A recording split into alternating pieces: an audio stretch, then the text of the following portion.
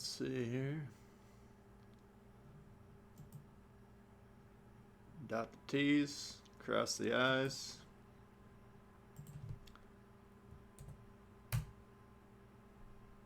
Boom.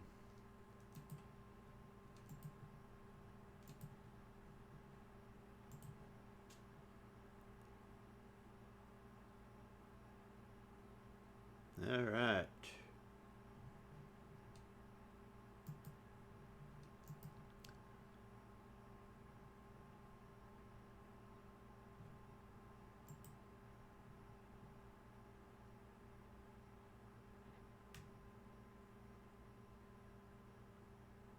Oh, we're live. Connor, what up? Oh, man. Let's see what's going on here. So I didn't really get the stream set up, so I don't know if people were ahead of time. I don't know if people were assuming I was going to be off today or what. Let's see. Alright, got that. Looks good. Alright. Alright, looks like we got everything working just exactly right here. Welcome to the stream. Of course, we got a big update coming on Monday. Hopefully everybody's aware of that. We'll go into that here in a little bit. Got David Gray in the house. What up? Let's see, anything good in here? They kind of gypped me on the,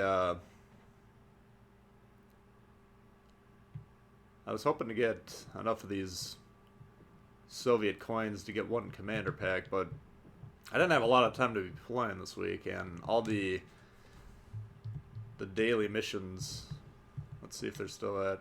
Yeah, they all have these defended, captured things. So you can only get points in like half the games, and then it's not always in your control whether you can get those or not. So, gonna end up a little short, unfortunately. But this is actually a pretty juicy cycle in terms of this Admiralty. You can get 2 insignias. I think it was 20 promotion orders, and then I had enough for the Minsk camo. Probably will end up playing the Ismail more than the Minsk. But the Minsk could use a little bit of a boost. Alright, what do we got going on here? We got Denzel in the house, Colin, Ben, what up? Rush. I always visualize your name as Rush Gamer. I don't know if that's your intention or not, but what ships am I excited for the legendary tier? I think all of them, to be honest with you. I mean, we got Yamato, which they made some tweaks to it, but we know that's going to be a good ship. Grosser Kurfürst, I'm excited for it. I still think if someday they buff the secondaries, that's going to make that ship even bigger. And then the Alaska, the cruiser, looks to be a beast. So I'm actually, for the next 2 to 3 weeks, I finally began promoting Einstein here, because what you have with the American cruisers is the situation where you have light cruisers, and we're probably going to get a full light cruiser tech tree branch at some point. But I got Norm Scott set up for those, and then that leaves currently the Pensacola, the Nowlands, and the Baltimore. The Baltimore is getting a buff too, by the way. I think that's going to be a better ship due to the slight improvements to the armor scheme. But the Alaska is going to fit into that kind of AP-centric mold here, so my plan is to have him up to 14 here within the next 2 to 3 weeks. So that's probably going to be the one I'm going to mainly focus on first, but with a premium account, anyone that has premium time, you're considered to have a premium account, you can grind 2 projects at once. And so I'll probably start off with Alaska, and I haven't 100% sure decided between the Grosser and Yamato yet. Very interesting though. I'm gonna 99% sure that I'm actually gonna be able to stream for a few hours on Monday. I think I got it worked out. So I'm going to try and do a little bit of deep diving on that once we can actually check everything out. But it should be pretty interesting. We got Stylo in the house. We got Bill, Jawad, Austin, Matthias, Farmer Guy, what up? Scotland, yeah. Fixerism. Just started playing this game this morning. Oh, excellent. Well, there's a lot to learn. It's a very easy game to pick up and play. You know, you gotta... Once you can figure out how to go forward, you're already better than half the players in the game, at least the battleship players. So that's an advantage. But then there's a lot of intricacies to go from someone who can play the game and move the ship around to someone who's going to be excelling at the game. So hopefully, I got a lot of resources in a beginner's playlist on my channel that kind of lays out all the game mechanics, which aren't really that explained in the game. That should help you out if you check those out. Mr. Fandango, what up? Denzel Power. Do I think the Tier 7 buffs will leave Tier 6 underpowered? I don't think so. I mean, for the most part, the buffs are just increasing the steering gears operation of the cruisers, which I think that's going to make the cruisers in good cruiser players even better, but they're still trying to get cruisers more workable for your average lazy potato. Fighting blue and red, yeah. Richard, what's up? Salty Devil Saturday. Russia's correct, okay. I think I've already asked you that multiple times, but... What's up, Todd? Get some salty fries out of these potatoes. Kind of like the minced camo. Yeah, the camo is actually pretty... I don't know if I've played it yet with the camo, but it's got like some red and white paint job, I think. The rune... Odin 8. Yeah, that's the thing. I mean, the legendary tier, they're going to have tier 9 and tier 10 from PC. I'm assuming they're going to balance them both to make them equal. I was trying to say that to guys in my Discord. Like, we shouldn't assume the Alaska's a step down from the Yamato just because it's a tier 9 on the PC. They're going to balance that tier equally across the board. So there's going to be a lot of ships to choose from. And this is just the start. You know, there's going to be plenty to come. Love you, don't lose the progress. Yeah, exactly. You can change your mind. You can switch which project you're working on, and then you'll still have that progress saved. What's up, Pack Deck? Ricky's in the house. Is that Benicio del Toro? What's up, Lee? Marble Flint's in the house here. Zill the Godzilla. Yeah. Yeah, the Rune. Hey, Stephen Grayson. There's going to be a lot of cool ships coming. There's no doubt. Vladivostok, yes. That's another thing we'll be featuring on Monday. We're going to have Vladivostok. We're going to have cruiser changes, buffs for the most part. The Fletcher's getting an interesting buff. It's actually cutting down the reload by about 15 to 20%, somewhere in that range, I think. And then, of course, we're going to dive into the Research Bureau, the new campaign, the new... Japanese destroyer. Some people are looking at the PC version thinking, oh, this doesn't look that good. My advice across the board, you can look at the PC version to get kind of an idea of what to expect with the ship, but they're going to balance it to our game. So I think that should be a pretty good ship. We'll check that out. And they said I got another premium coming. What the hell was it? Let me look here. Something else on Monday. We'll receive access to the Udachi and the Poltava, which I think is a premium Russian battleship, if I recall. And then, of course, in this update cycle, we're going to get the Tier 5 cruiser Exeter from Britain, Tier 6 destroyer Z39 from Germany. And then there's another green XP ship, which I could get. I'm kind of saving my cash, or my green XP for the Eugen, but this Krasny Krim, we'll take a... I don't think I can... They're not going to give me that to preview, but maybe I'll look at it and maybe buy it. So a lot of good stuff coming to Monday. We got Lucas in the house. What up? The fourth time now. It's probably not going to be the last, but I'll try and remember. Battlestar Pegasus. What up? What's the stream about? Oh, we're just going to be playing the game. Getting mad. Having some laughs, shedding some tears is usually the agenda. What's up, Cal? How you doing? Timed research. Yeah, exactly. I mean, it seems good the way they've described it. We'll check it out more here once we actually get it. Cossack, we can check that one out. I mean, that's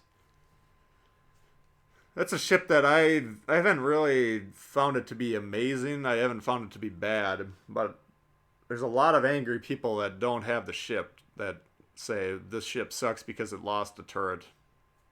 But it never lost a turret. This is the first time we've seen it. You're looking at a different game and then saying it could have had another turret.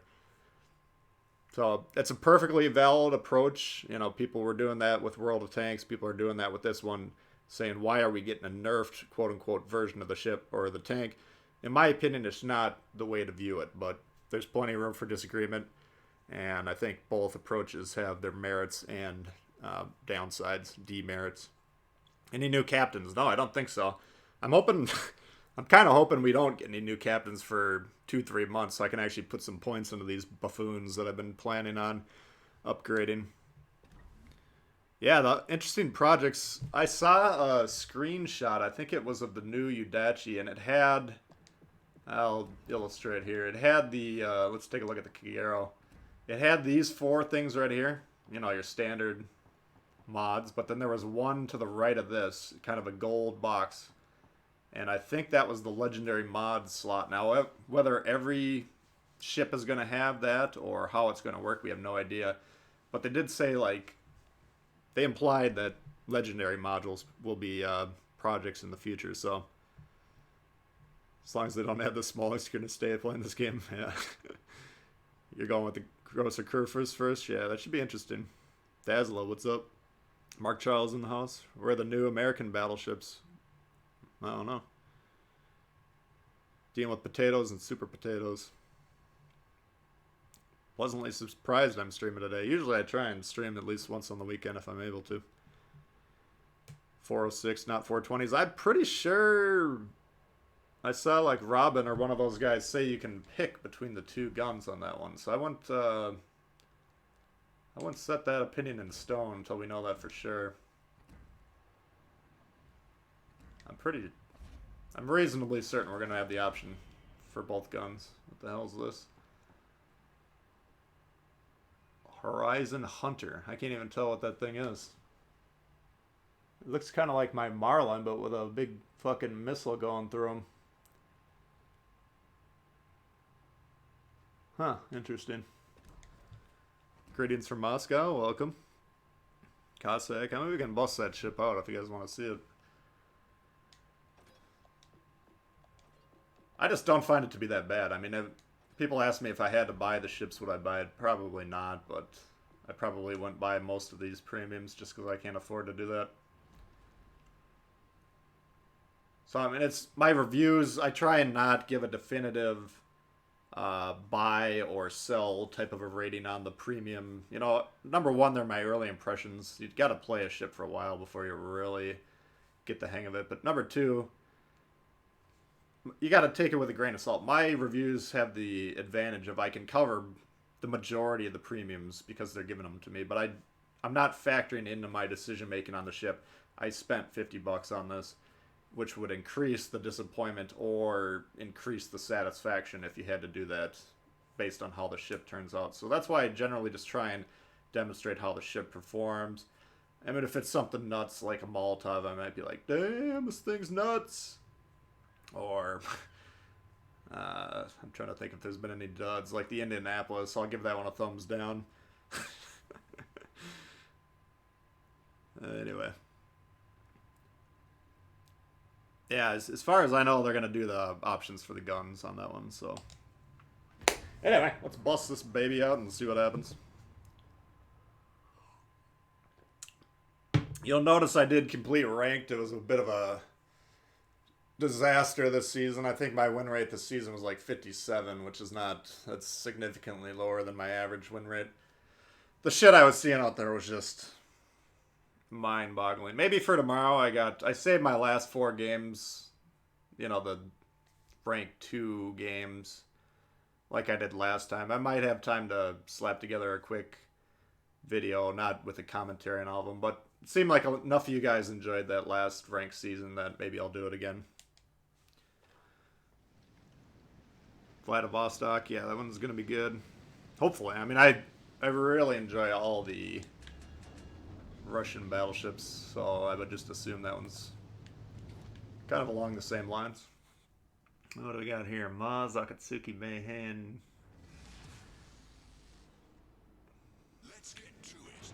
Let's get to it, chap.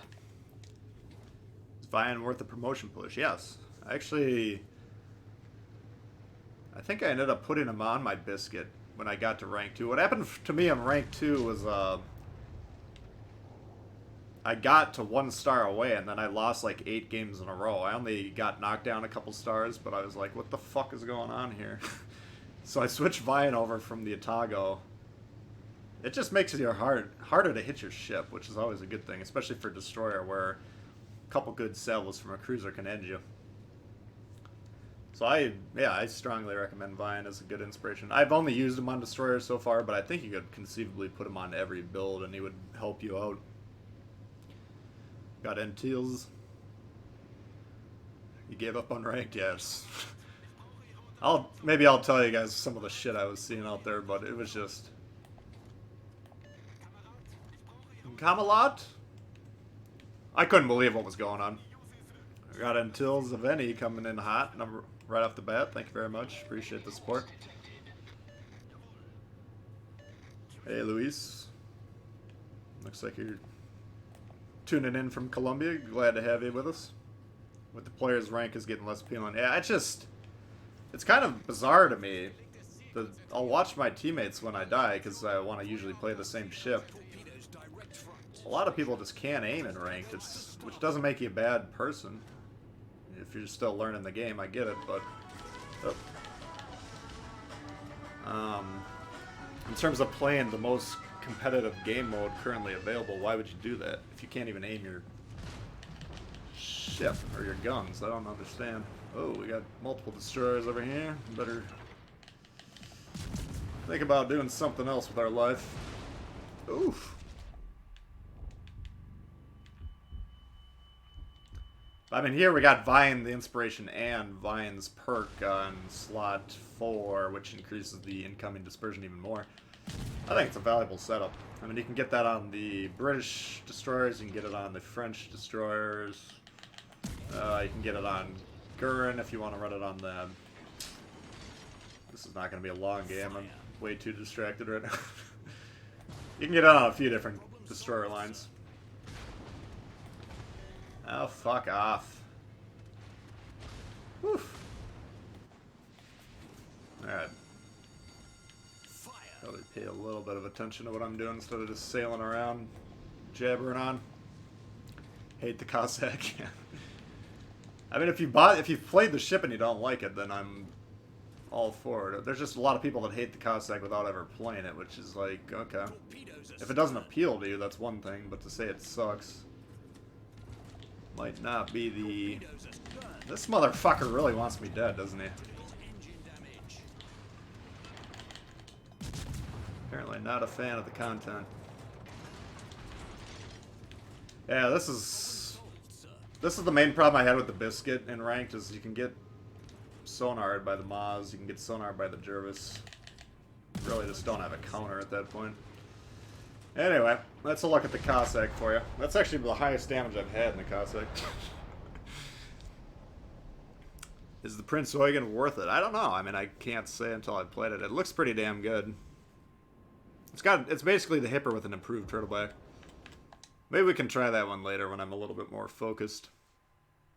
After I've had a couple morning chews to... Oh, Jay's in the house. What's happening? Anyway, thank you, and Teal. I should go over the new members from last time. We had Braden, I think might have been a new member in the stream, or shortly thereafter. Thank you, Braden. Stylo upgraded his membership to the Sims member. And then we had Branzai Alexandru. So thank you for the memberships. Thank you for the support to all the members. If you do want to become a member of the channel, there's the join button next to the subscribe button. No one took my advice on rank. Yeah, nobody takes my advice anyways, so... Vanguard with the reload booster could get entertaining. That's another interesting one. I mean, they keep buffing the Vanguard, but then at some point in time, they kind of just chopped it down at the knees by fucking up the accuracy. I thought the Vanguard was fine out of the gate. Got Bay up to 16.2. Nice. Yeah, absolutely. That's a good one. Number one. Oh, we got Jay coming in hot. Secondary kill with Cossacks. 1 billion. I, that was not a good look at the Cossack there. I just wasn't concentrating. But I've actually gotten. I've gotten decent hits with the secondaries. I don't know if I've gotten a kill yet or not. But yeah, we can take a look at Bay quick. So Bay is why he's valuable. The commanders you want to identify as valuable are the ones that you can run on the actual line of ships. So he kind of fits how I want to run my German destroyers to begin with. Kind of guns focused, but with some torpedo capabilities. Guess I've completely changed the build. I used to have this. I've kind of changed it a little bit more torpedo-y. Anyway, he's good to run as the commander for the line, but then the secondary benefit is his base trait. The inspiration can be used on basically all other destroyers, which makes him one of the most valuable commanders in the game. So that's what you want to look for. I mean, there's commanders like you can take a look at Takagi, for instance. I still think Takagi is the best commander for Japanese battleships. This base trait is better than I think a lot of people understand it to be, but I still don't think it's massively that great. So he's kind of a secondary tier one, where good commander for that line, but you're not really going to be using his trait on a lot of other builds. Basically, how you want to evaluate it is look at how many ships this particular person affects. So a guy like Cunningham, who affects all my British battleships, at least for now, and then is an inspiration on most of my other battleships, that's a guy that has a massive amount of impact. Whereas this guy just affects the Japanese battleships, so a little bit less important. Anyway, that's how I try and think about it. Too many dumb battleships in rank. There's just too many people that don't know what they're doing. No Rona yet. That's good. Hey, Mopar, what's happening? Speaking of reload booster, 3 or 4 salvos with it active. What? Oh, with the Eugen or what? Because normally I think on the battleships, at least the ones I've, well, the Jean Bart, I think you get 1.5 extra reloads or something like that. What really needs a buff is the Bismarck. Yeah, well, all they have to do is increase the secondary accuracy by like 8% or something like that, and the whole line will be fixed. Saxman, what's up? Oh, yeah. Yeah, I saw you out there unranked. Good to see you. Roderick, what's happening? Finally came around to Bay. Yeah, I've had a lot of good destroyer players say they run Von Spee, which is fine. But then you're leveling up Bay just as an inspiration for your other destroyers, and you're leveling up him. So now you've put in the points for 2 commanders of German destroyers, but you're only using one of them on the actual line, which sometimes that's worth doing, sometimes it's not, but it's a consideration. How many weeks worth of promotion orders, how many months worth of insignias do I want to invest in this particular line? It's why I'm getting a little perturbed at myself for the Germans. That was my analysis when I decided. I had Celiacs at 12, right? And then I was deciding, should I bump up Hyde or just max Celiacs? And I ended up doing this, but it was only going to take me 1 week's worth of promotion orders to do it, or whatever it was, you know. But now I'm leveling up this guy anyways, because I like his inspiration, and I want to use him as the commander on the line. So I put all these fucking points in this guy, and eventually I'm not going to use him as an inspiration or actual commander on basically any of the ships. So that's 5 weeks worth of promotion orders wasted, and 8 insignias. You do the math. That's at least 2 update cycles worth. So you gotta do a lot of analysis to really efficiently use your commander shit. Salty's in the house. What up? When is the update? Monday. Again, my plan is to stream Monday for at least a couple 2-3 hours, doing a little bit of a dive on it. Anyway, let's get into a game where I can. I don't know if I just can't focus today or what's going on. Yeah, what do we got here? What looks juicy? Oleg. I haven't even played this fucking thing. You ran Von Spee. What is this? It actually looks kind of cool. This is probably like the fucking Svetlana or whatever that thing is. Or no, the Bogatar. Yeah, let's try it. I suppose if we paid for the campaign, we might as well play the ship. Bill upgraded to William Sims. Thank you very much for that, Bill. I gotta see if my... I don't know if I have to do it. Let's see here. I think we did a Sims video.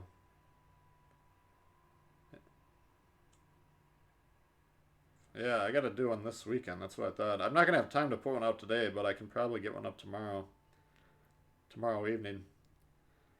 So those of you that are members at the Sims level, stay tuned for that. We'll get something up. I had some games saved for that, so hopefully I can find them.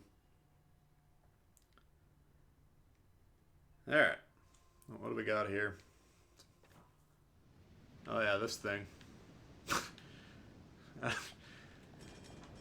Some people ask me to do reviews of these tier 2 premiums. Number one, I don't have most of them, but number two, there's like no rhyme or reason. I don't play tier 2 with strategy. Like, I don't try that hard. Got Hex in the house. Yamato or Kerfers? That's the question. I still haven't actually answered that question internally. It's worse. Oleg is cool looking. Yeah, this is... I didn't even remember I had this thing until I just saw it. I kind of forgot. I was treating these two little mini campaigns more as a way to get promotion orders and insignias than the actual end results. Focus. Twisted Track. Oh yeah, Twisted Track is big time. I don't necessarily recommend using destroyer commanders to get it on cruisers just for Twisted Track. It's an option. You can always... Where is everyone? You can always do kind of creative outside of the box builds. Sometimes they work out pretty well. But like Einstein has the cruiser equivalent to Twisted Track.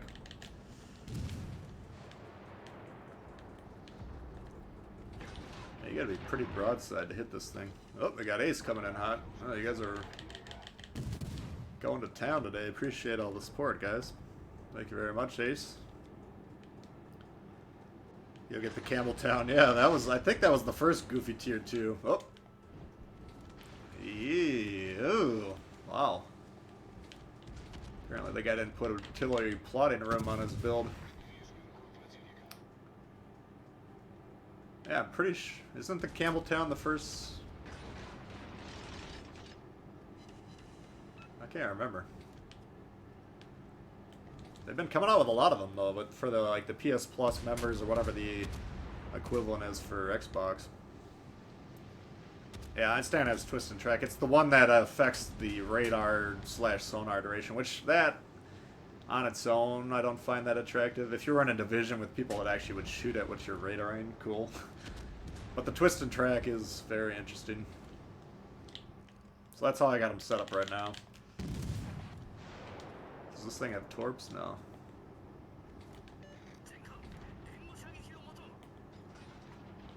This guy. Jesus. Hopefully another IGN destroyer coming out this update. Well, we for sure know there's the campaign ship. I don't think there's another one. They released all the ships coming out. There's a Tier 5 British cruiser, which sounds pretty good. Oop. And then a new Tier 6 German destroyer. Which I think Salty was telling me has like a 28-second reload on PC. I was like, there's no way they're going to do that on this one, but you never know.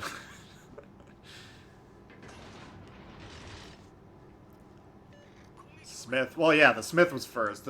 For those of you that joined the game right when it came out, you could get the Smith for free. And the Yubari. I think the Smith... There was like two kind of built-in missions. Man, the guns in this thing are weird. You could get the Smith... And then if you kept going, you could get the Yubari. So, yeah, you're right. The Smith was definitely that one. And that was previously my only Tier 2 till I got this. But the first one in terms of being like a PS Plus ship or whatever was the Campbelltown, and then they've come out with like 5 or 6 since then.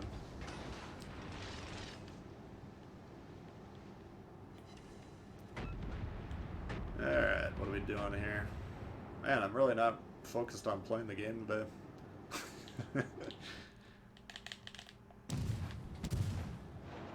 just want to sit around and talk about the update and what the future brings. Alright, what's this guy doing? Oops.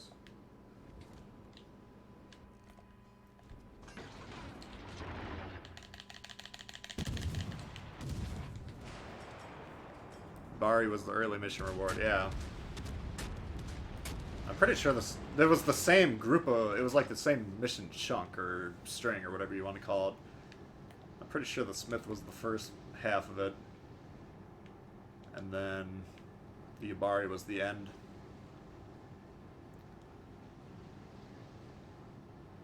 Hoi memes? This tier's depressing. Well, it's supposed to be, ideally you only want like really new players in tier 2. Or people that are just grinding a new line, whether they got experience or not. So I don't know why they're loading up all these tier 2 premiums. It's nice that they put an extra promotion order every week into it, but I don't really get the thinking. Looks like we got John Wickes coming in hot.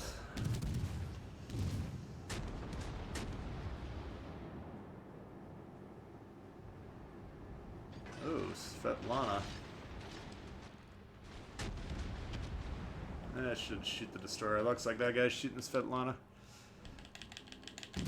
Sometimes, like in this situation, the Svetlana is the more attractive target in terms of game because we want to remove guns. But the Wickas, I'm thinking nobody on my team's probably going to shoot this guy, and it's important to get rid of that destroyer. But if this guy can't even fucking hit the Svetlana, might have to do it ourselves. The problem is this guy's trying to rush toward someone. Looks like the Kaiser.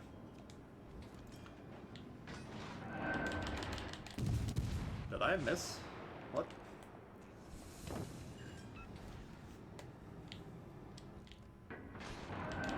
Yeah, that should be the end of that guy. This guy's probably gonna die on the cab. Unless he hits that Carl.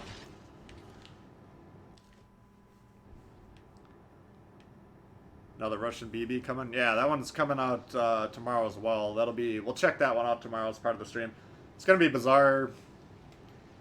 It's what I want to do. I plan this week. I got a lot of people constantly asking me about campaigns. How do they work? So I want to make a video on how campaigns work for new players. Put that in the beginners list. I want to do a video on how this new research bureau thing's actually going to work. So I might try and get up early tomorrow, do that, and then fire up a stream for a few hours. And then we're going to have the campaign reward ship Udachi, and then this other Soviet premium tier 6 battleship, I think, to cover. This week is going to be wild in terms of my workload. So I'm gonna do my best to get it all out there. Now the problem with this shit right here, fighting these Russian battleships if you have HE is really hard. Because they don't have anything to shoot at. Like, your aim points are these superstructures that stick up, and there's basically none on this thing. I hope to God this guy hits those torps, because otherwise we're fucked. Ooh, nice shot there, governor. See if the AP works or not. Not really.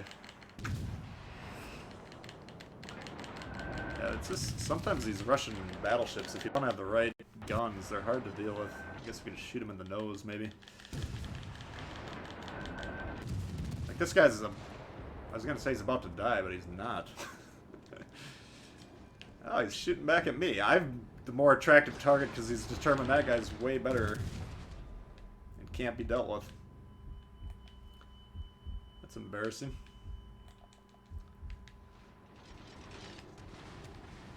I beg y'all pardon. Oh, this guy's still alive. Yeah. Come on.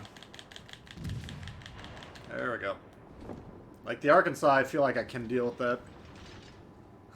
How campaigns work equals doubloon boost. Pretty much. Unfortunately, no. That's how my Turpin's campaign worked. It's kind of a oddball system. I don't know how well it's actually laid out. But I go by my comments. If people ask me over and over again how do campaigns work, then but I keep, every time there's a new campaign, I jump into it before I can actually make a video on it. So I'm going to try and do that this week. Of course, we'll have the Vladivostok to cover. I got that one unlocked already.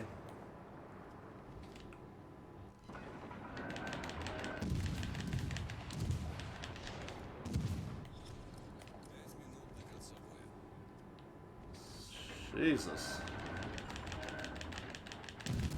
Oleg. Kind of a...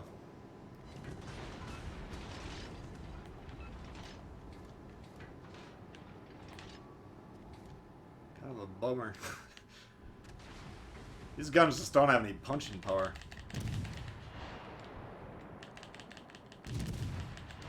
They are tier 2 guns, so it makes a little sense.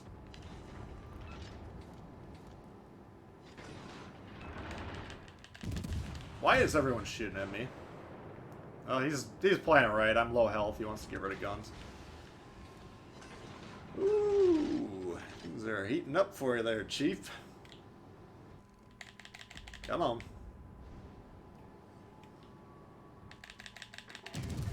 Alright, here's the one I was looking for.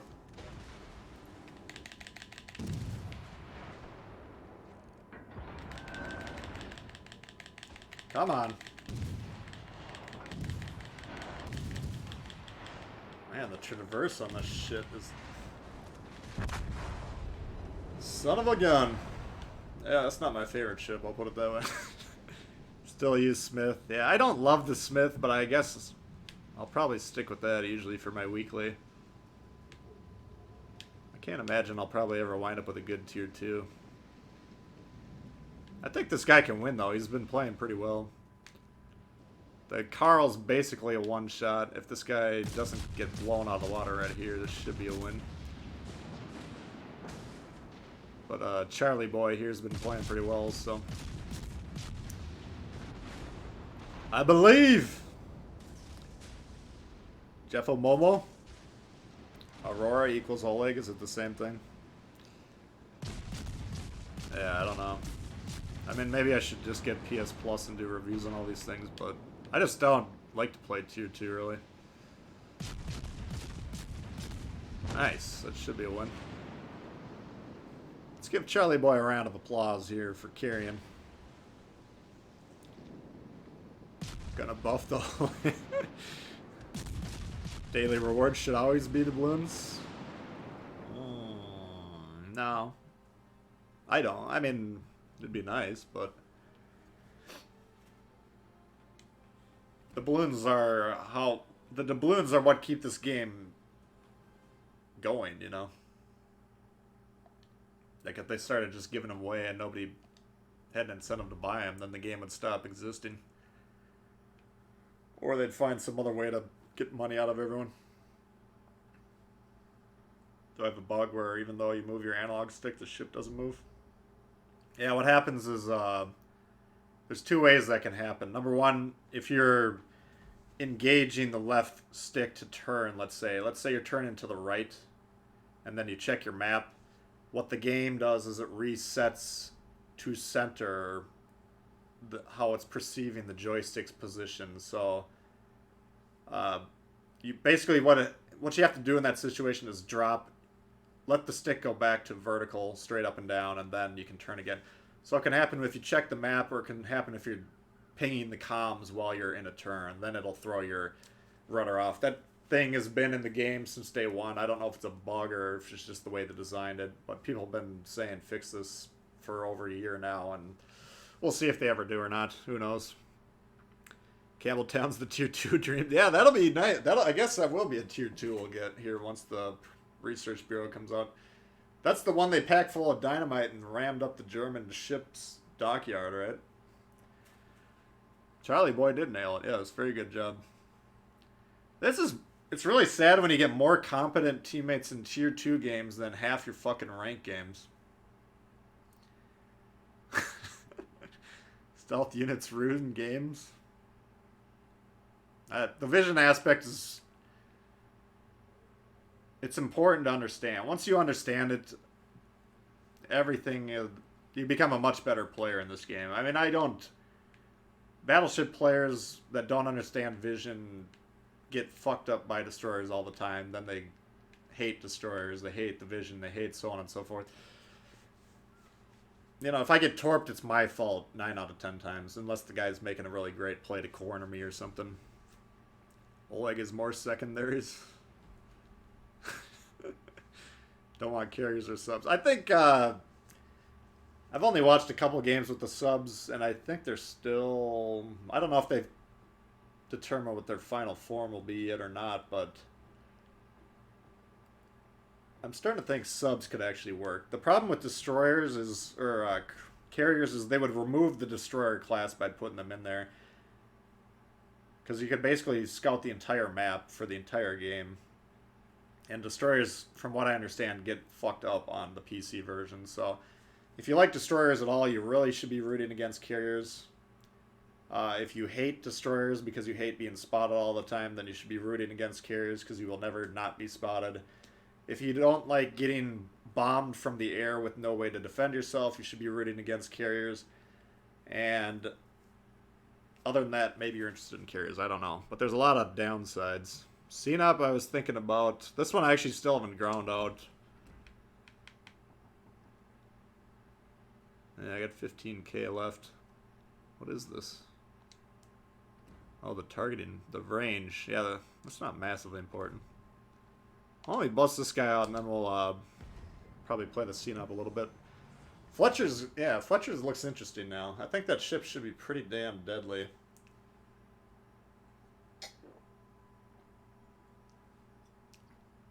So if I recall, they reduced the gun reload by about half a second. And if it's a 3-second reload, that's like 1/6 reduction.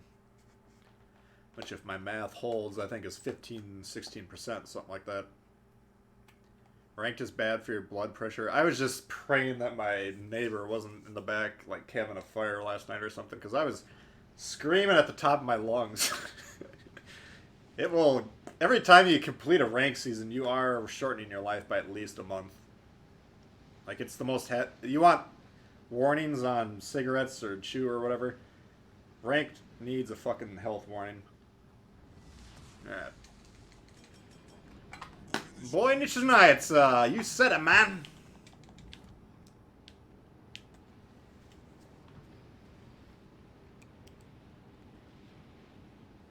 Yeah, unique tiered premiums, that's a good point. You want, if you're going to start collecting premiums, you want a tier 2, 3, 4, 5, and 6, and 7. Because that'll increase your promotion order production, your weekly promotion promoter production. Which will then, in turn, make your entire Navy stronger over time, so... It's kind of the most pay-to-win aspect of this game, I guess, but whatever.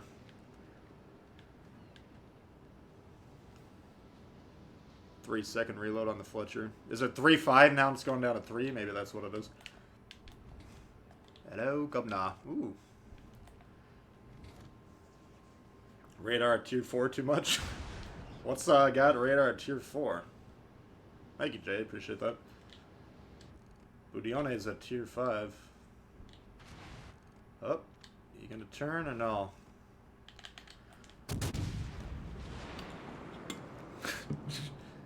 People screaming, no way, too chill.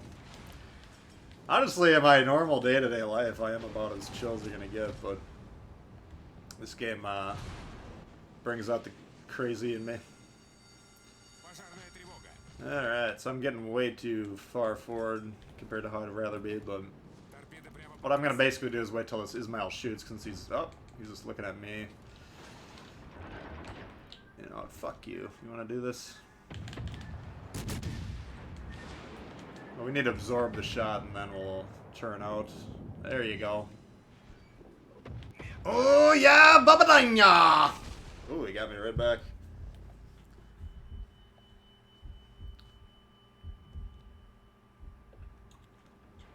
Getting one premium in every tier is the best decision. Yeah, it really helps you out. I mean, you go from 30 promotion orders a week to, I think it's 46 currently. They're gonna finish that guy.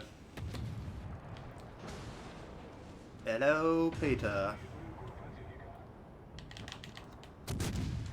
Now we're kind of getting in the position that we want to be, which is angled away in this thing. You can see these guns on the diagram there. Once they're all orange like that, they're all able to fire. And you can get them on target very, very steeply angled. Right there, that's the sweet spot. So what you want to do is lock your guns once you've got them all available like that. And then you can point that dotted line at the target. You go! Hello, Peter.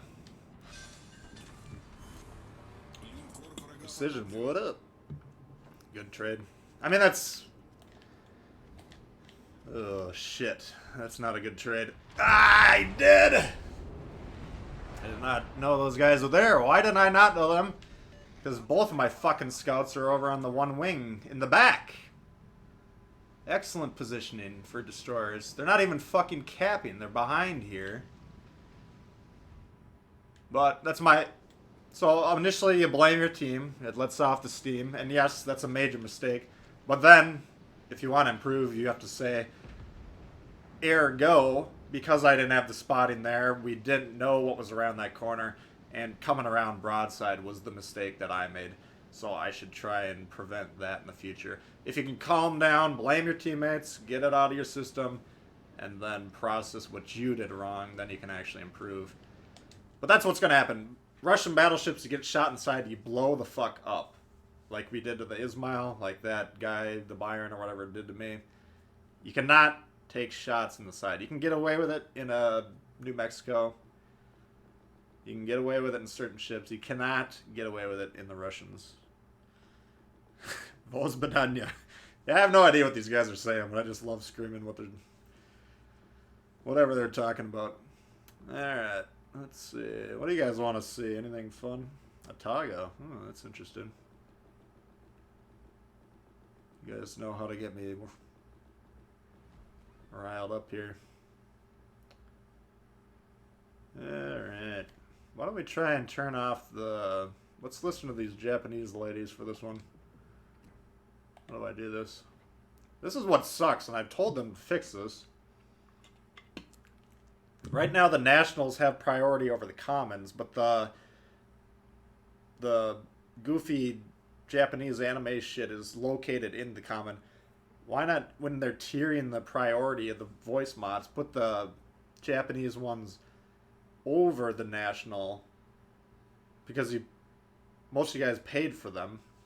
So presumably you want to listen to these girls. It just makes no sense. So every time I play this thing, I gotta manually change this and then remember, because I'll forget next game to turn it back off. You know, I want to listen to these anime people. Show everyone the Peter. This isn't that kind of stream.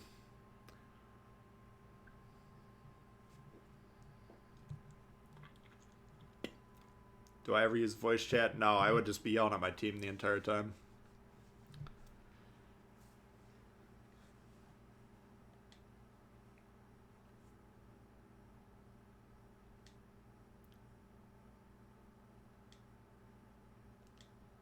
I'm far too volatile when I'm playing this. I'm chill in all aspects of life except for this game and World of Tanks. Well, any video game that's team-based, probably I get insane about it.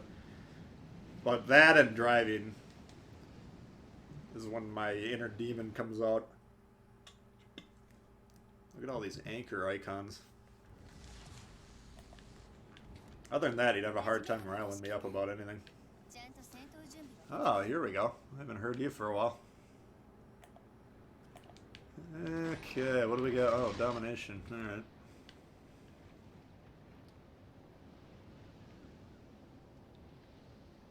So our one destroyer looks like he's coming over here. TMR, OTR, love the vids. Thanks, appreciate that. Thanks for swinging by. Hope they had the Kremlin. I'm sure we will see that one. I mean, that looks like a pretty damn badass tier 10 Russian battleship.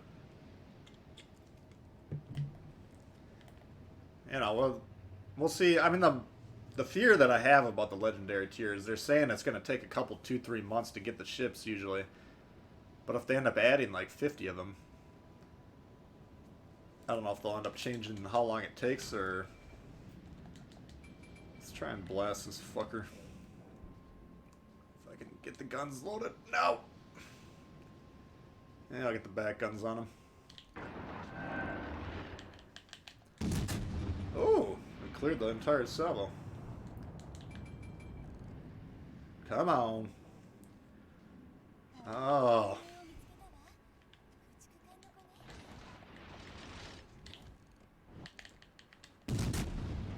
Did it even go? I got it. There is a bug right now where sometimes if your shots hit the island, they still visibly go towards the target without actually going there. Alright, so our destroyer is on the cap, and he's got another destroyer with him. We should keep an eye on that. Be ready to support if possible. But I do want to, if we can get rid of a Wargaming early, that's a major boost. Ah, come on.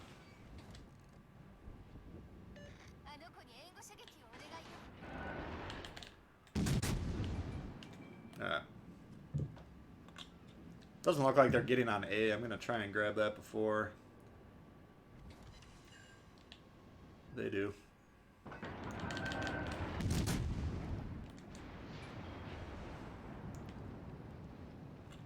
You can still fade your way to legendary tier. They're never going to cut that out completely.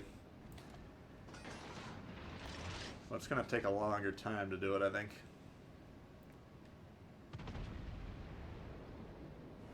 Alright.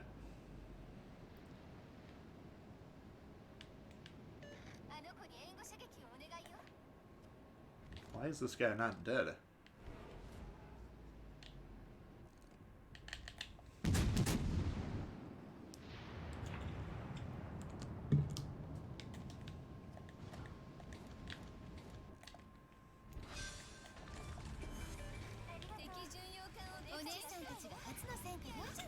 Since they got C, they got B, we should assume their destroyer is probably going to come over here. Unless he's going to go torp battleships, which is also a strong possibility. Let's see what we got here. Oop.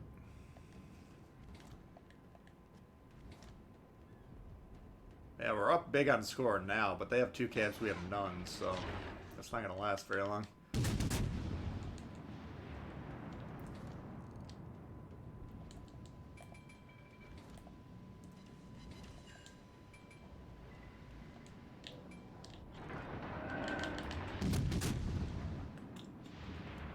Legendary is just tier 8. Yeah, I mean, I think it is. It's just they're gonna... How you get those tier 8s is gonna be changing.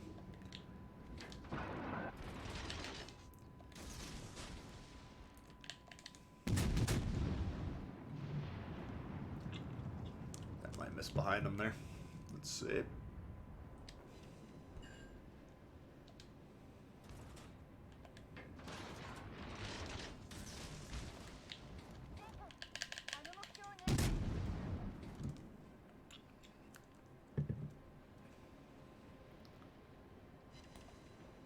What's up, Werman?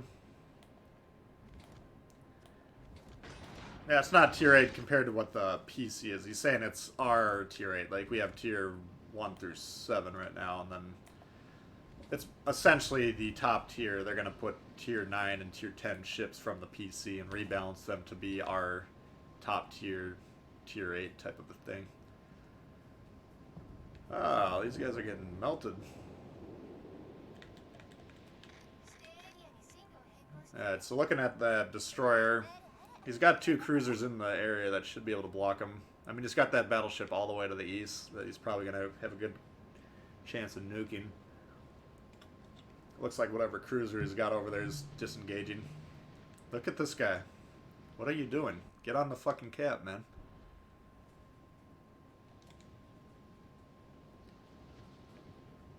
The ADD runs strong with the destroyers. Think Alaska's going to be good? Yeah, I'm looking forward to that one.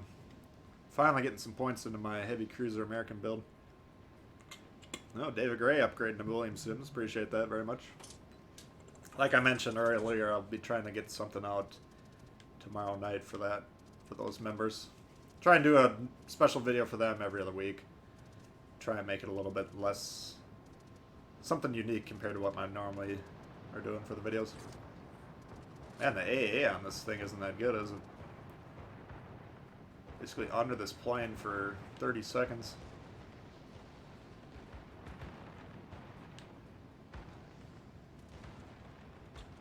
Love to see this hull. Yeah, I'm looking forward to that one.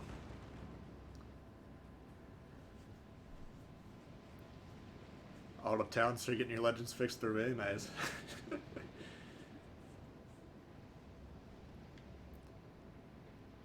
Alright. Let's see. Coming in around. We should be able to shoot this destroyer whenever he's spotted. There he is. Trying to stop.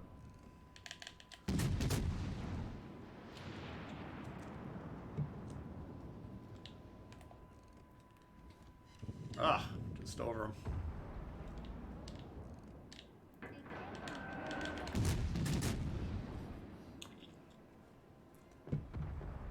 Go in there, get the XP from getting on the cap. What the fuck am I?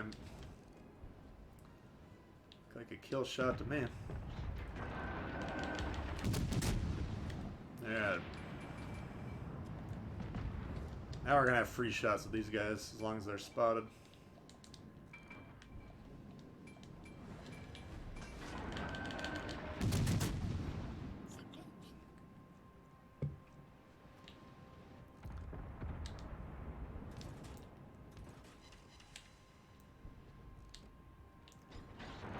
That's a trick you guys probably see me doing that a lot. A lot of you guys know what I'm doing, but not all of you. Where if you have a cruiser or any ship really that has torps, you can go into torp mode to see how fast they're going, basically. The closer to this little gray thing that's, you know, the one on the right, that little gray cone there, you can see how it's going to the right there.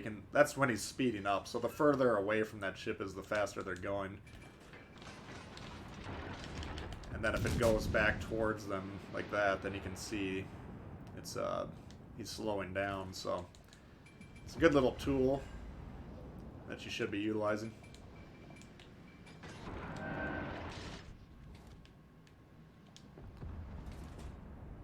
Like right there, you can see that thing's going basically back toward him. Now you can judge he's turning by doing this. You can also see that on the map, of course, but if going to torp mode. Number one, they're not targeted, so any cruiser that has Ingenious when you're in torp mode won't know that you're actually targeting them. But it's primarily useful for judging how the ship's moving. Yeah, not a huge scoring game here, but we did alright.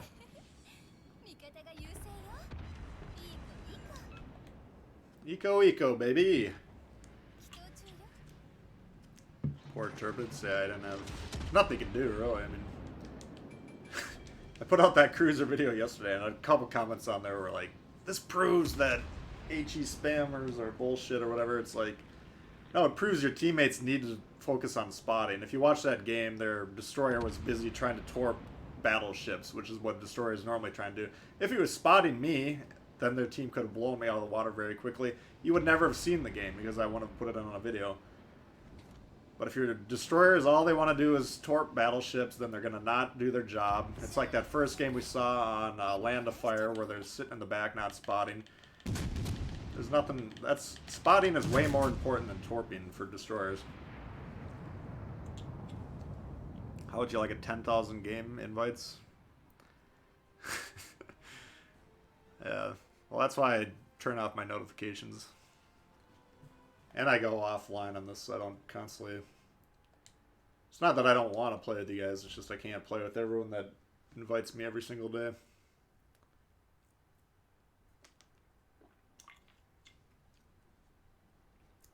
Want me to watch the Flambast video about the Petro? Yeah, I'll probably check it out. I saw it on there this morning. Eco. You don't speak anime? Yeah, I don't either. I like all the non-English ones so I don't have to listen to Neptune's Beard. Alright. Farewell and adieu. Oh, we're getting a little quint action in there. I like it. Another upside in Genius when DD has you targeted and flips back to torps. Yes, that's one of the Sims videos I made a while ago. Where if you can essentially tell when they're torping you, and then you can immediately turn after, and it'll drive them insane. Yeah, let's see. What's a bruiser we haven't played for a while? Let's check our battleships.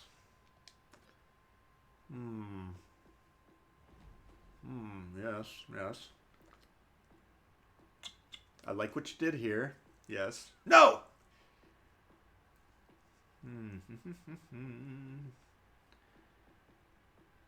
I did play Hood for about 5 games this ranked season. I thought it was fine. The problem with ranked, I feel like I have to play destroyers, otherwise my teammates don't do it well enough, and then we just lose the game. What about the Koenig? I had a... Let's see here. Yeah, there's a Twitch Prime thing right now, and Bodhi was trying to give me the thing. It had a cool Koenig camo, but I couldn't redeem it because I don't have Twitch Prime. I don't think it worked. Yeah, let's try this ship out. I haven't played it for a while. Can we play the Hood? Yeah, we could probably bust it out here in a little bit. New viewer, great videos. Oh, good. Glad to hear it. Genius perk increases your IQ. It kind of does, though. I mean, that's a lot of good information. What does Neptune's beard even mean? That's a good question. I mean, Neptune's the Roman version of Poseidon, the Greek god of the sea. But what his beard has to do with anything, I have no idea.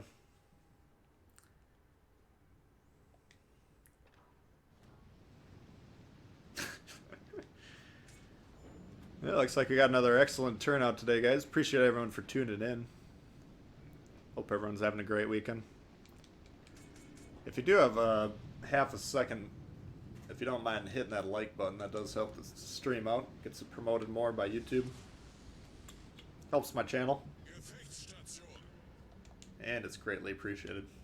But, if not, no big deal. Just glad you can tune in. What's Twitch Prime? Twitch is a streaming service, and then I think it's owned by Amazon. And so if you have Amazon Prime, you get Twitch Prime. And I actually ordered the, what's the Tarantino movie? Once Upon a Time in Hollywood? I'm a big Tarantino buff. I haven't watched the movie yet, but I ordered it on DVD. And then I could have gotten Twitch or Amazon Prime for like $1. And I declined to do that, because every time I do that, I forget to turn it off. Then I end up getting charged more. But then this time, they did the Twitch Prime World of Warships bundle shortly thereafter, so it would have been profitable.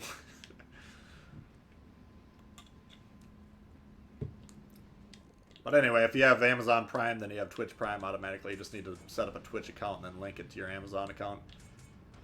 Hello! So we got a guide on this thing.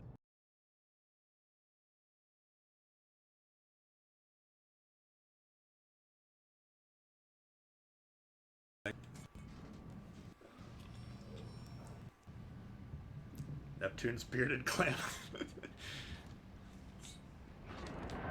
Come on, guys. You got the most dangerous ship at the tier spotted. Why are we not shooting him?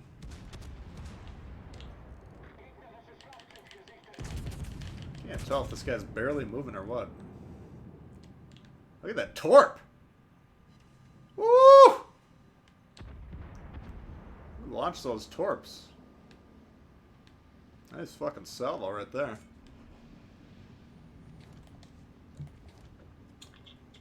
Besides Peter. Kutuzov does have a downside. It's not as well armored. That Chapayev, we don't know what they're going to do in terms of a nerf, but they are going to nerf that one.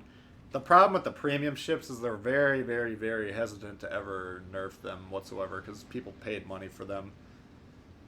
And so it's like you buy a pair of shoes and then they change what size they give you after you've been wearing them for a couple months. Alright. This is going to be another game where we don't have to do anything and we win. I do have the destroyer screaming in from the left. We might have to worry about this thing. Unless he's sitting in the cloud. What legendary am I going for? Start off, we're going to be focusing on the Alaska, and then I'm going to have two options because I have Prime, or not Prime, Premium account, Premium time. If you have Premium active, then you can get two projects going. So I haven't decided yet for the other one. I know I like Yamato. I know it's going to be a damn good ship. And the secondaries in this game are still the secondaries in this game, which is going to lower the value of the curve first somewhat. Look at this fucker.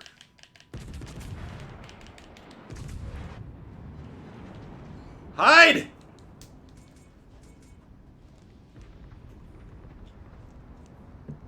So I don't know. I do want the girls to crew first. Say what?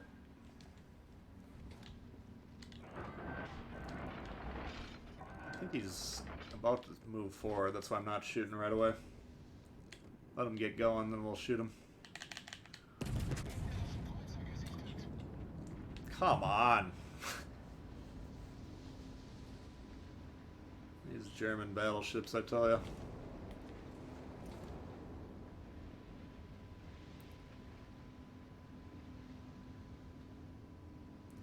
BB should not have to hide behind that one. No, they shouldn't have to, and they don't have to. It's not a bad play if you can get it, but I don't actively go looking for it. I mean, part of your goal in battleships is to have the enemy shoot at you, and you want to be angled while doing it, so you're minimizing the damage. But you'd rather have them shooting salvo after salvo at you, doing a little bit of damage over time, and then meanwhile your cruisers are pumping out the damage, because the DPM lies with the cruisers. What do I do here?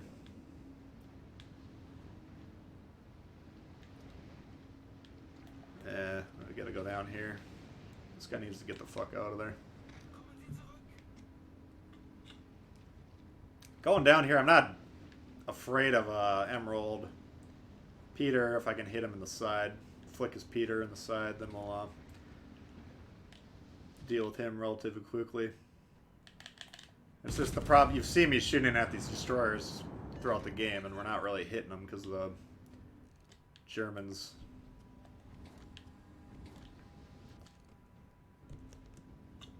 So when this Wyoming dies, this fucking pod is going to try and torp rush me.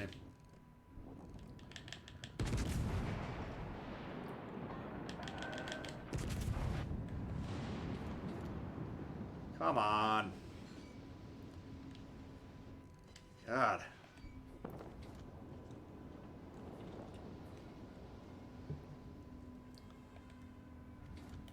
Okay. Alright, Pod, you want this? Let's do it. One of these days, the dice roll is going to go in my favor.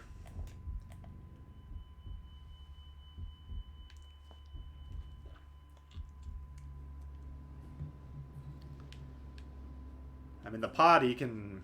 If he starts shooting me, then I can shoot him back. If he doesn't, if I'm moving away from him, he can't torp me.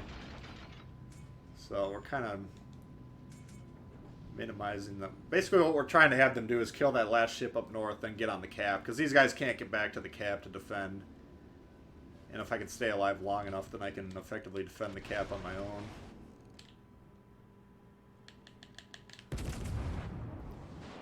See how fast this guy's going.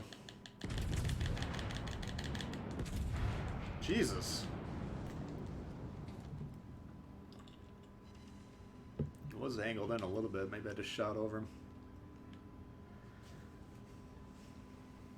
Pound that Peter.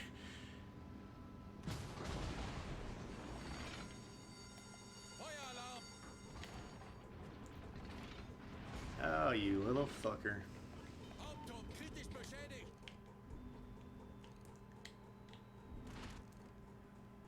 So what I'm doing, I'm looking on the map, seeing how angled he is. It looks like he's about diagonal, so we can probably shoot him about there. Because if you just look on this ship, it looks pretty broadside. It's hard to tell exactly what it's doing. But if you combine that visual with the map, then you can get more. Alright, the Peter's on the base. Now we actually have a major problem, because if this cruiser up top gets reset, we can very easily lose this game now. And they have 2 ships up north. I didn't notice that. So at this point in time, we're actually probably going to lose this game, unfortunately.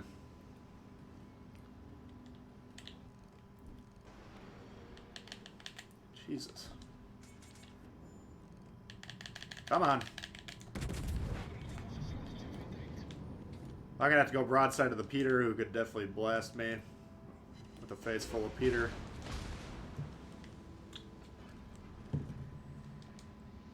But we got to get on there. We're not going to throw the game on purpose just because I might get shot in the side. That's not how I play.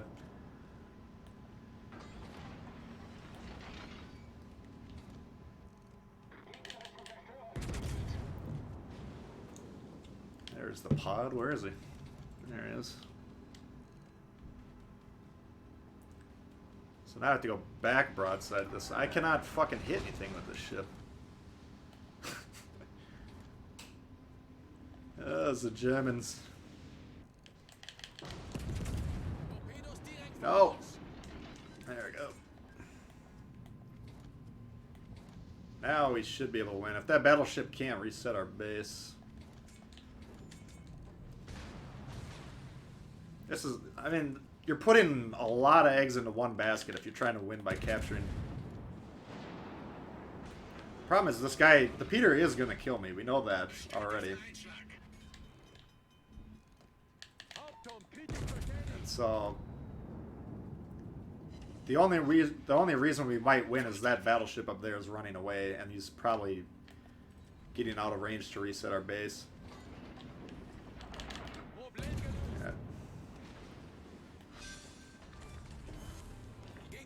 Kind of not really well played by either team here.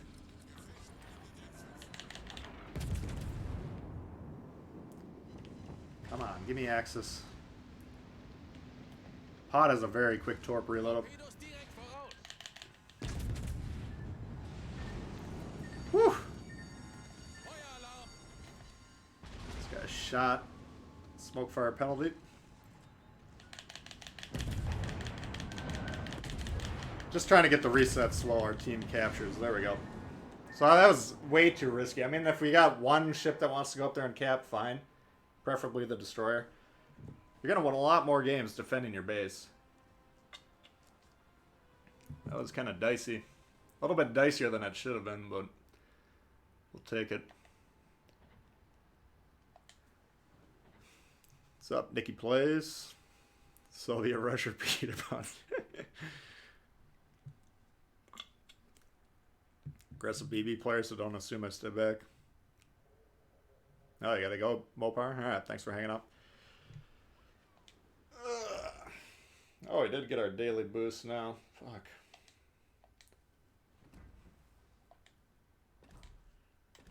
So what can we get here? 200.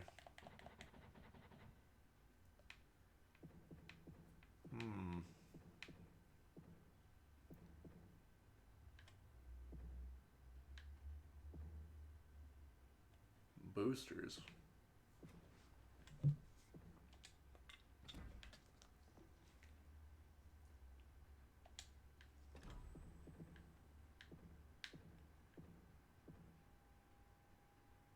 Yeah, I guess we'll have to buy Soviet crates. You can always get a couple of promotion orders out of these, theoretically.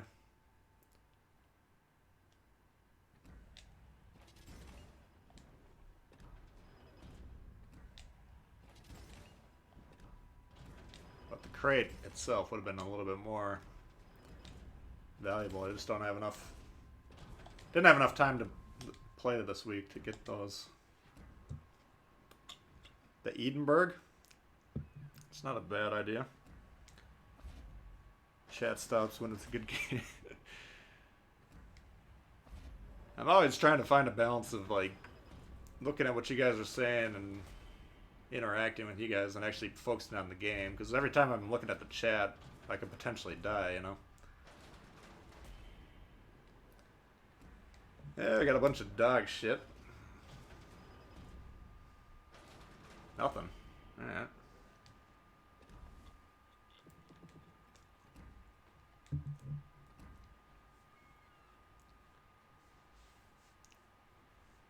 Kamikaze's weakness, decent gunboat, twist and track, yeah. You can still counteract it though, I mean... let's try this old boy. We haven't played Edinburgh for a while. Where is it? Oh, we're on battleships.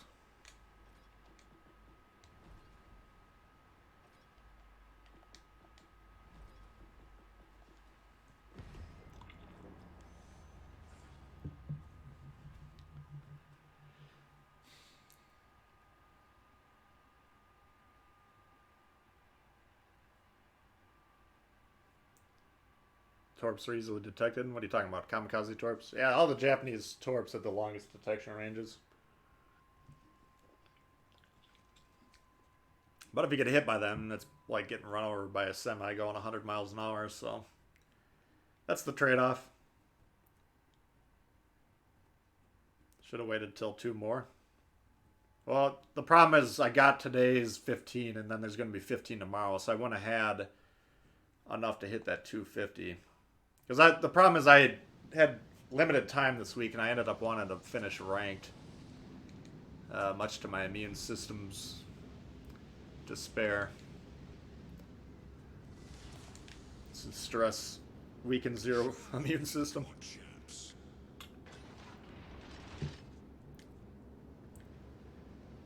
Way to cover the cap. Yeah, that's if you want to increase your win rate and you're playing capture the base, you should be defending your cap 9 times out of 10.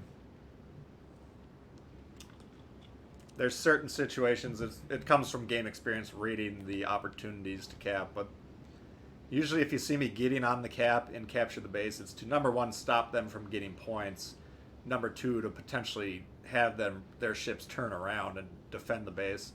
And then if they don't want to defend the base because they're lazy or they don't care about winning, then you can just stay on the cap and win that way. But usually it's far easier, because all they have to do is shoot you once and you reset all the progress.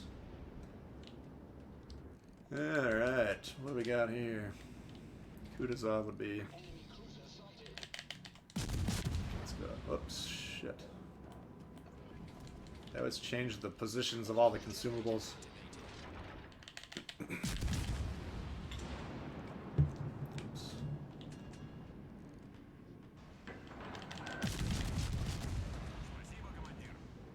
Oh, shit. I was hoping I would get one more puff out of that, but I sailed through it.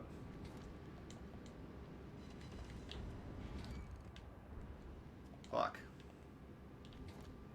Now I can't shoot now because my middle of my ship is out of the smoke. If I shoot, I'll get spotted, and then because of the slow start and stop here, I'll get blown away. So we gotta back up before we resume.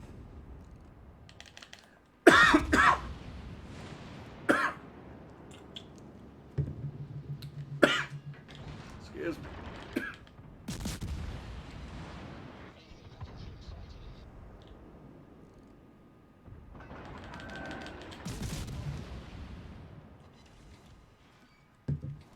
Try and damage this guy.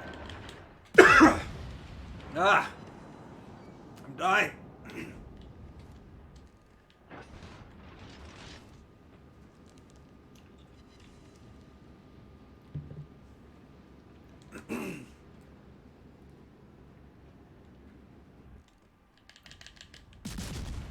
We'll see if we can get into a situation where we can demonstrate the armor. What the hell? Alright. So if we can lay into this superstructure, we should melt them.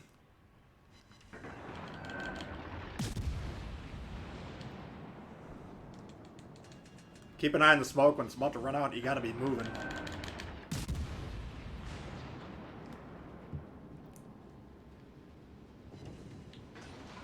The problem is I gotta take a drink of water to clear my throat, but I gotta chew in, so I can't really do that.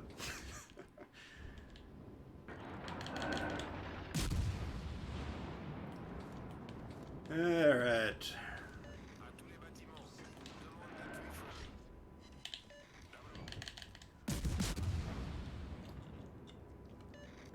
Alright. So we've cleared our HP.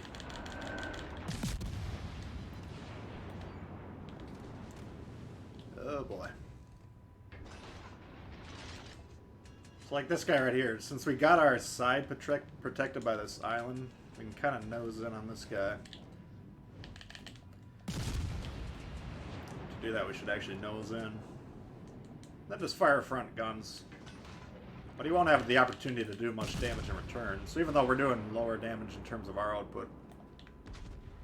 Ooh. Shot on that guy. I mean, 3K every 5-6 seconds, whatever it is, we'll take that. Busted his torps. Nice. Oh.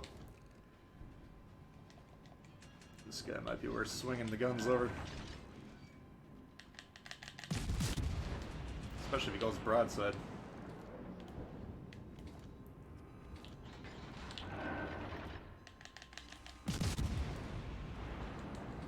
Gonna try and beach on purpose here. Come on, give me a fucking hit, will you? So Ganaisnow's coming around. He's gonna have access to broadside, so we gotta start moving. You gotta be protecting yourself first and foremost, then deal the damage.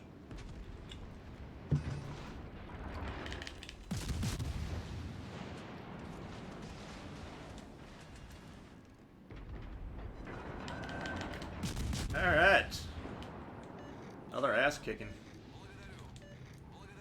Boyadoo! You said it, man.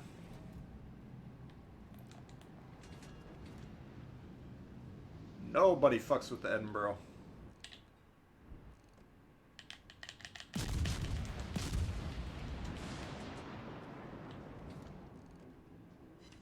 Come on.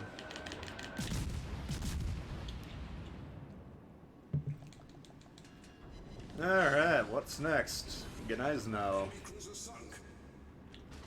I'm game.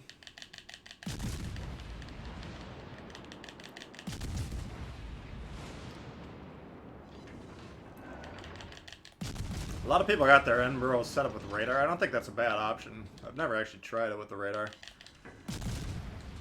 But, oops. Every fucking time I try and smoke, I hit that heal. Waste the heal. Didn't get the smoke down when we needed it. Luckily, this guy's shooting the wrong shell, looks like. So we'll take that. Whew. Launch the torps right at that corner of the island in case he turned in to try and keep engaging me. Or if he tries to stop. If he gets behind the island, I can't torp him regardless, but we might as well create a possibility of the torp strike. And even if we don't end up hitting him, we're still... Right now, shit's going off on the screen, it's beeping, he's getting nervous, distracted. There's no downside to getting those torps down. Yeah, let's fuck this Kutuzov up.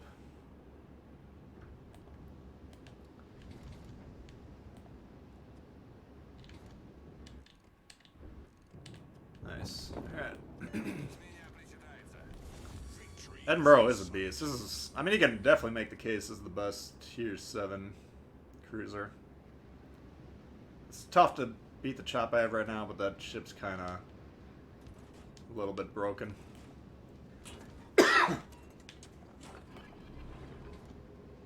Alright, I did learn from last stream that these guys do have torps. So what the problem with the Kutuzov, the Chapayev is you can get close enough to him where I don't have a smoke fire penalty now. I guess I do now, but as a destroyer I can get in there, spot him every time he shoots his guns. You know, if you want to counter one of these cruisers that are sitting in smoke, get your destroyer near him so you can spot him. They'll either have to stop shooting, or you'll spot them and your whole team will hopefully... Ah, fuck. Look out. Your whole team will hopefully shoot at them then. Ah! Alright, I'm gonna have to go clear my throat after this game here. Now's a good time to get on the cap. Like, these guys are unattended over here. We can get on the cap. If the guy wants to turn around and fight us, then we'll fight him. If not, then we'll win the game, or they'll sink him. Either way, we're going to win the game.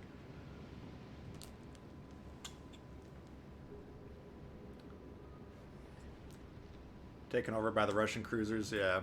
I mean, but that's the thing. I mean, the cruiser game has been stepped up so hard. The British cruisers and the Russian cruisers. 6 months ago, you had to be a pretty good cruiser player to get anything out of them. Now you still have to be good, but... I think those two lines are pretty damn strong. Oops.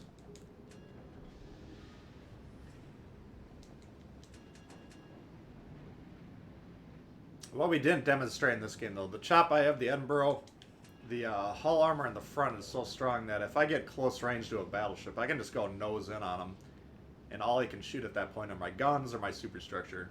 Anything he shoots in the hull will bounce. So that'd be another situation where we're just going to want to use our front two guns, point directly at them, basically. Just like a 5-10 degree angle. And then kick the crap out of them. There's nothing he can do.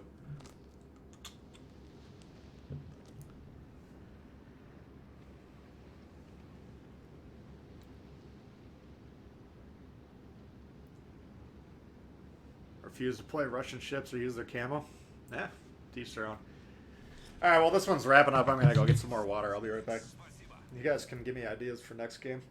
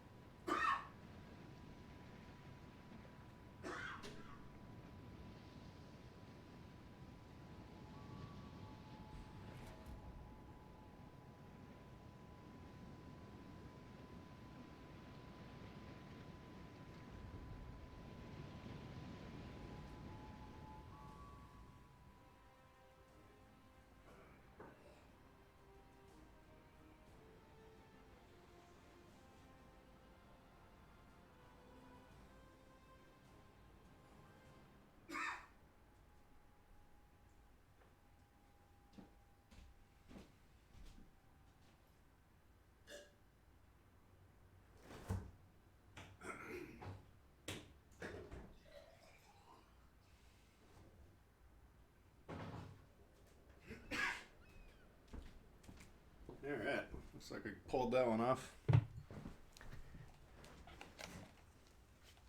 Not bad there. Yeah, I got the top score. Not a mind-blowing score by any means, but everyone on that team did a pretty good job. Good lord. Maybe I got the COVID. Can you play the I Survived 2 nukes? You're gonna have to tell me which one that is. Citylene Warspites and Molotov. Yeah, that's got some nasty AP. Magi. Interesting. Yeah, I went down the wrong pipe. That's exactly what happened. Oh, what's up, Michael Potter? Yeah, I can bust out the Amagi. I haven't played that one for a while.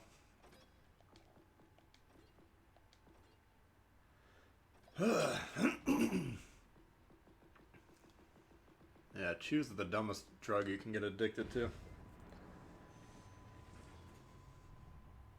Emerald, worst ship in the game? No. It's not bad. It's not the easiest ship by any means, but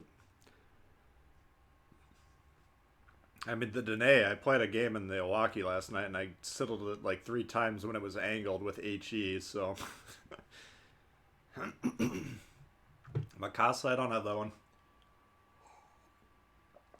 Prince Eugen, I don't have that one either.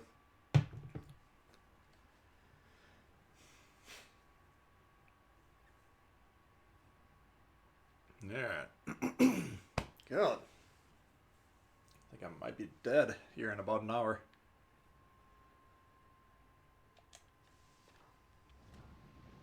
My volume's low. On the audio or the game? Let's see here.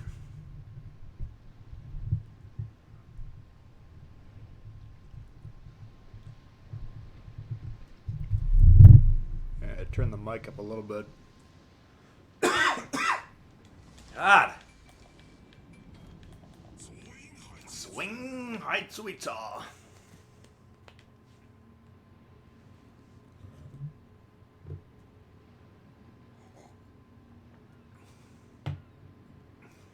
Hey, Miss Yamato. Not trying to stream snipe me. I think I got the delay on. I don't know. Can't remember. What's up, Jacob? How you doing?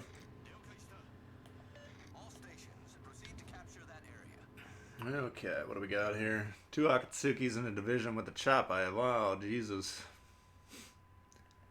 Those guys are serious. Chews are worse than cocaine? Probably. I mean, cocaine at least does something for you.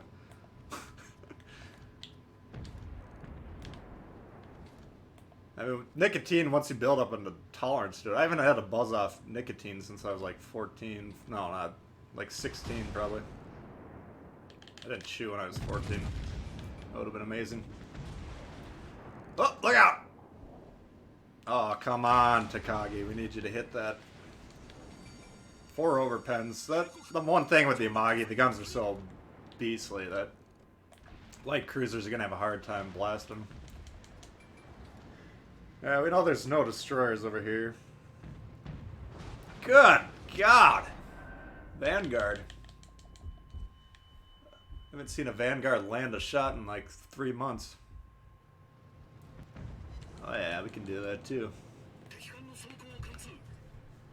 Mutsu? Hey, Rabbit. Yeah, I mean, we've got a Japanese battleship going now. I don't know if we'll do it back to back. Well, this isn't going to be a long game at all, is it? Holy shit.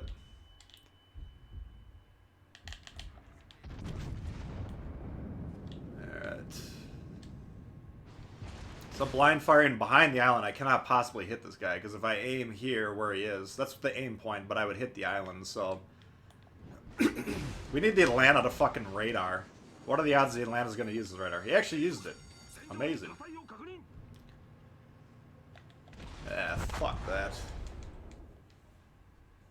Guess I was a little too centrally located or something. Smoke cigars. That's the one problem with every time I quit chewing, then I want... Cigars are... I like cigars too, but then I can have like one. If let's say I quit chewing for like 6 months, then I can have one cigar without having too many problems. But then I would light the cigar, go get another one, and then if you keep smoking cigars, like there's just enough nicotine actually gets into you that it starts triggering your latent nicotine addiction. Eventually, I would just relapse on chew. Oh, that was a dog shit game. What the fuck?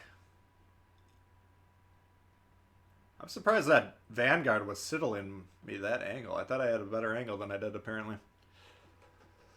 What to play? What to play?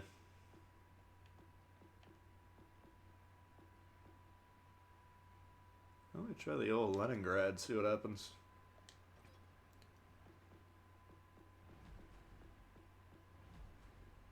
Or the Peter. Oh, let's bust out the... Let's bust out the Peter. We'll publicly present the Peter. Let's see what happens. Do I want a division up? No, not really. Thanks for asking, though. Used to dominate with the Magi. It's not bad. It's not as good. The problem is that they've kind of butchered the mobility, which was it used to be you could keep it mobile the entire game and then just open and close your firing angles. A little harder to play that way. Sitting still, kind of in the middle of the action, though, it's not that good at tanking like I was playing there. That wasn't a good example of what you want to do. You still want to kind of be moving around. If I would have not had 3 ships shooting at me, I would have tried to angle away and then sail backwards, or sail away from the enemy and then control the engagement that way. But it didn't work out. I love nicotine. I'm not telling anyone how to live their life. I'm just saying, for me, it costs me $2,500 a year, and I don't get a buzz off of it.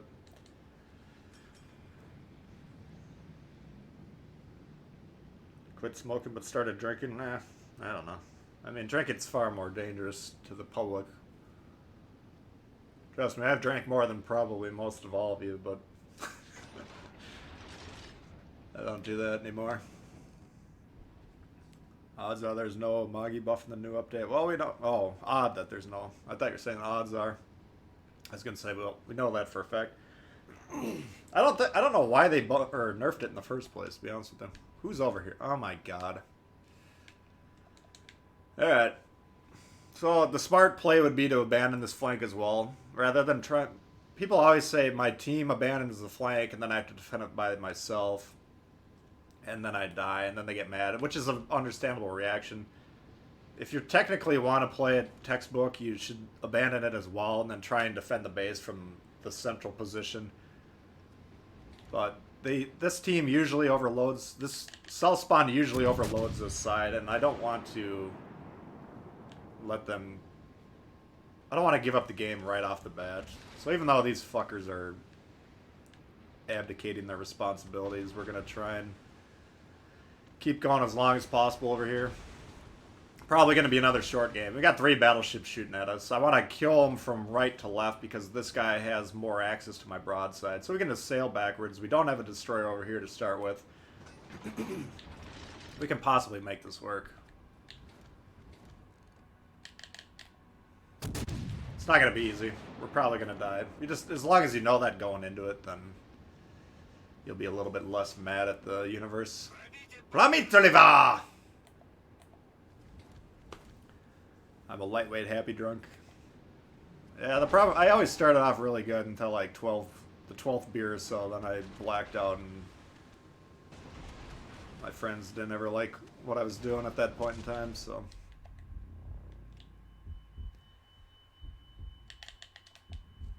Said enough's enough. Got sick and tired of being sick and tired. But I'm not an anti-drinking advocate or anti-smoking advocate or anything like that. I don't give a fuck what anyone does as long as it doesn't affect other people negatively. It's your own business.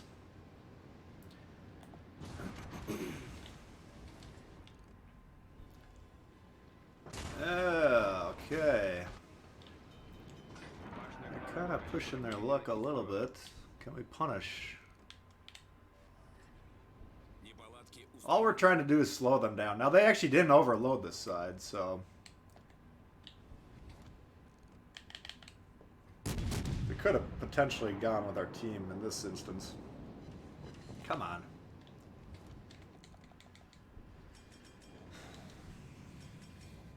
Smoke too much. Yeah, I go through a tin a day. It's just obnoxious.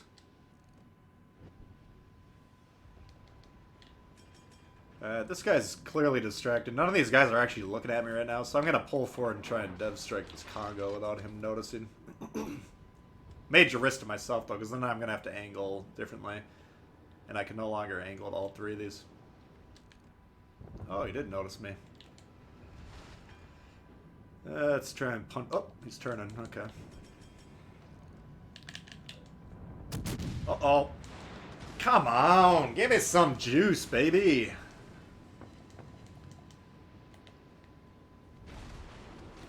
Needed to be a kill there. Now we're fucked. So basically you want to angle at the central point of these three ships. They're all going to be targeting me, so I got to kind of angle in the middle of them. Put this Congo closest to having the broadside. Oh my god, nice shot.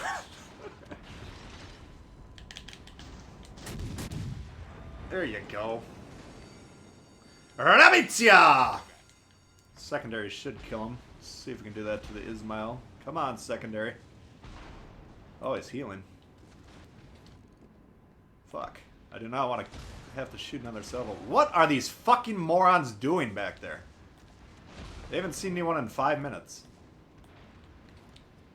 Alright. Nothing we can do about the scrubs. Fuck! Yeah, we blasted them pretty hard. The positive of these fucking guys doing this is they're 2 full health battleships sitting on the cap. So, technically they should be able to beat these 2 over here. We fucked up the Ismail, we killed the Congo, the New York or whatever that was. We didn't really touch him. But this is 2 full health versus 1.5 health over there. The problem is 2 people that would think it's a good idea, and they're in a division. 2 people that would think it was a good idea to take themselves out of the game for the first 5 minutes and do absolutely nothing usually aren't the best decision makers, usually aren't the best players. So relying on them to win the game, and again, we're relying on them to stop these guys from capping. That's a risky proposition. Give juice. What legendary ship am I going for? Well, Alaska's going to be my primary focus, but if you have a premium account, if you have premium time, you have a premium account. Look at this positioning. Look at these fucking guys. That sounds like you're going to be able to research 2 ships. Speaking of taking yourselves out of the game, we got 2 full health queens and a Nuremberg. None of these guys have been in the game for the first 5 minutes of the game. The fact that we haven't already lost this game is actually more surprising than anything. But yeah, here we go. Now that they're engaging in fights, yeah, this should be a loss, even though... Whatever. So Alaska first, and then I haven't decided between Yamato or Grosser. I'm gonna. If you haven't been around earlier, I said I'm gonna probably 99% chance stream on Monday morning, probably same time, 10:30 my time. And then we'll do kind of a deep dive. So maybe we'll take a look at the ships and the requirements, and maybe that'll inform our decision. But yeah, Peter, I mean, if you look at the performance there, we were able to weather an attack from 3 battleships. Now they got distracted. They were shooting something else. But we killed 1. In a 1-on-3, if you can kill 1 battleship and gravely wound another, I guess that's a successful, outcome. I'm going to butcher the hell out of this name. Ms. Westveer? Possibly. Apologize. Saying people's screen names is like one of the things in life I'm worst at. Appreciate you becoming a member, though. Thank you for the support of the channel. Goes a long way. Nobody's really given the cursors much interest. I think it would be probably the most popular one if the secondaries in this game worked a little bit better. I still think it'll probably be a pretty damn good ship. But I don't know what they're waiting for. They just need to buff the accuracy of those secondary guns by 8%, and then the German line would go from stinkers to clinkers. Is a clinker a good thing? I don't know. What's up, Dex? What am I playing here? Oh, Leningrad. Monarch? Okay. Yeah, we'll get the Monarch going. Pip, pip, cheerio.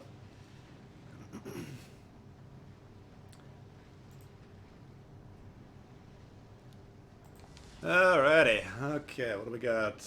A biscuit and a nachos. T-Buster, and I'm T-Bull. Maybe he's gonna bust me. Okay, what are you doing? You got a Sinop anchoring and a Fiji. This is actually a good composition if they do what they're supposed to do.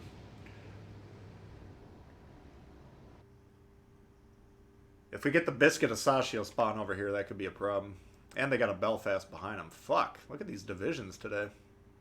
4 Belfasts in the game. 3 of them in a division with each other. Alright, so we got 1 Jean Bart, 2 unknowns, which means we're probably got the Biscuit of Sashio. We'll confirm that if we see any cruisers here in the next minute. Show J Bobs and Vagina. Oh, the Boise. So this is actually probably the best spawn we could have... Oh, here's a Belfast. So we're already in the Belfast range, by the way. Thank you very much, Labor Peasant. MS Westsphere. Okay, thank you. Yeah, it's unfortunately...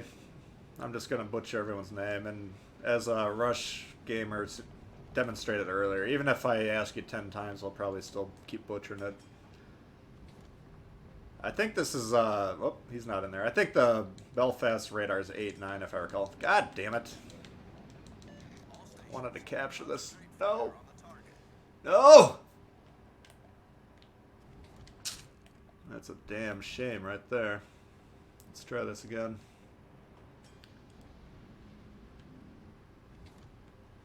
Alright. Guess we can...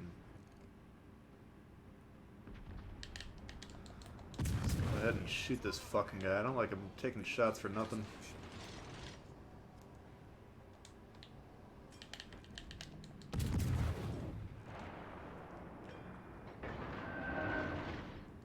Can't tell if he's moving or not.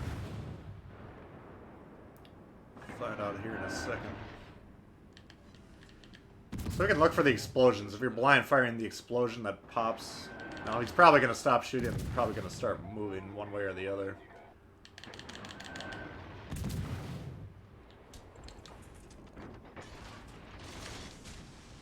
Yeah, we're getting some hits.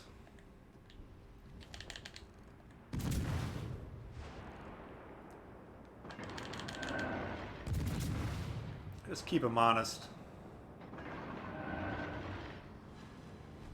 Looks like he might have angled that way now. Alright, well, we got the cap. I think this looks like a pretty damn convincing loss right off the bat, so I don't think we're going to get a lot done this game. But might as well try and get a little bit of damage. Is that AP for this guy?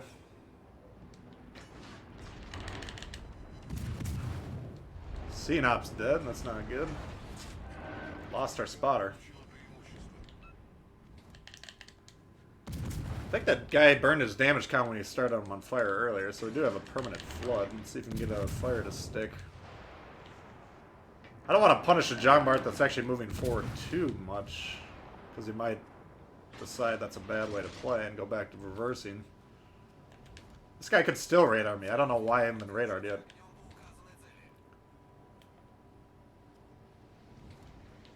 I don't think it's enough damage to kill him, but we do have a flood. Yeah, 1 flood and 1 fire on this guy. That's going to hurt him.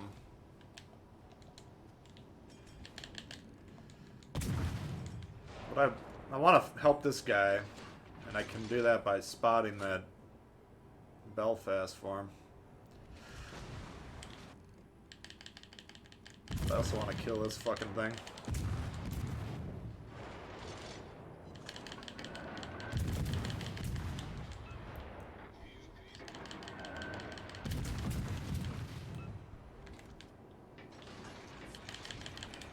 Alright, let's get these torps down here.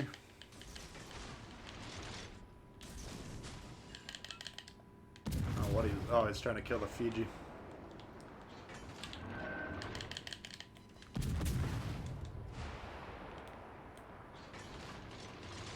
Come on.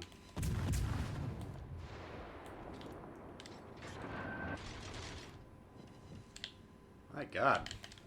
Kill this thing or not? Yeah, if we lose the Fiji, we're gonna... Oh, he's healing now, too. This is even worse.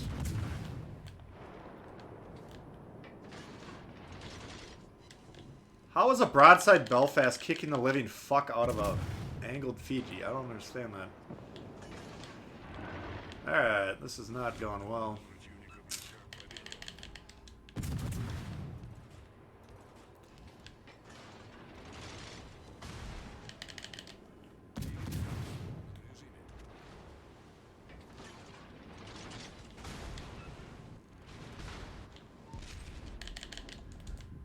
62 points left on our team. We're gonna get mercy ruled here. Hell of a fucking effort, guys. Just really impressive.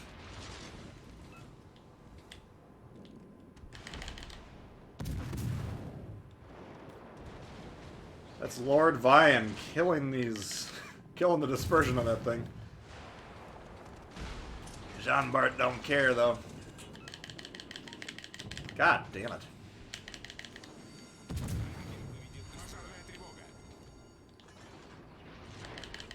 At least we got the Belfast. I think that's a kill shot on him. Oh! Got the damage con. Got the smoke. Got the dodge! Oh my god. He's on. Oh, now he uses his radar. You cheeky bastard. Busted engine. And he put the fire out. We're fucked. Ah! What a game. Don't brawl the Belfast. I mean, the design play in my mind was to quickly kill that Jean Bart. Now we're not getting the damage. He was like 2 health. And then he got his heal back, so we couldn't kill him. I don't know how that Fiji got his ass kicked that hard. Maybe the Jean Bart was shooting him, but if we kept that ship alive, we could have theoretically had a chance at winning that game. Yeah, 4 2000s. That was a good team over here. Yeah, interesting.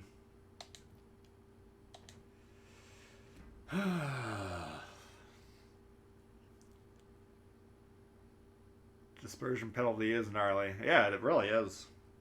And, you know, that's just 3%. This is a 14 Vine, 14.1 or 2. I think it's, is it 2 or 1? But if you actually get it on, like Vine himself, yeah, he's only got 1 legendary. So you get the 3 there plus the 3 here. That's a 6%. Or plus 4 if we ever got him up to level 16. 7%. It helps, man. I never really bought into it till I was dueling Salty Chaka, one of my members and my mod in my Discord, and so on and so forth. Huge support of the channel.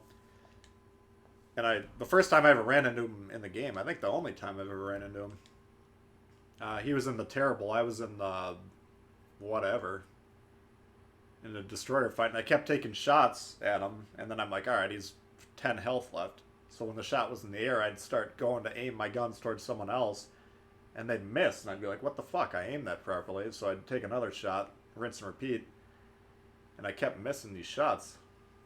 And after the game, I asked him, what the hell was that, you know?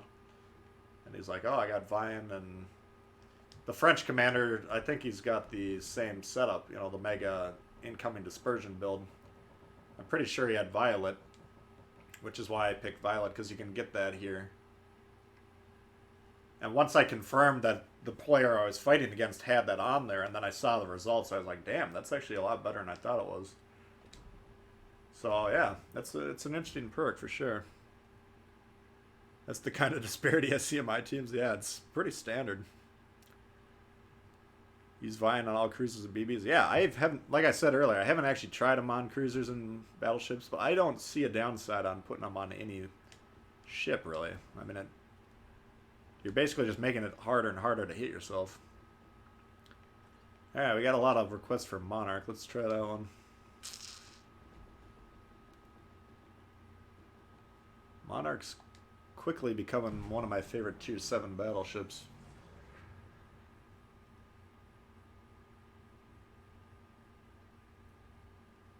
Legendary mod, pay to win. I mean, how is it pay to win if everyone can get it just by grinding it? Pay to win, if you're under the theory time is money, then yeah, you're paying for it. As far as what they've told us, it's just a grind, you know. You can either grind the ships, you can grind the modules, you're going to have options on what you want to dedicate your progress towards. I mean, if you want to, you can boost some. They said you can boost 40% of these ship builds with cash. If you want to do that, that's fine, you know. I'm going to wait my time and take an extra month to grind it. Do I think the Adachi will be worth it? No idea. I mean, we'll play it on Monday. If you want to pop in on the stream then, we'll play that ship a few times. And then I'll do a full early impressions video at some point shortly thereafter. I have no idea. Loganberger, what up?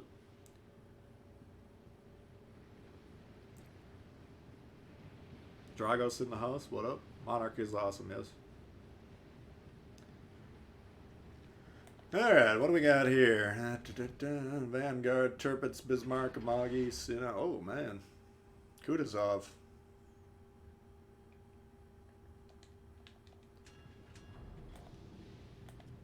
Alright.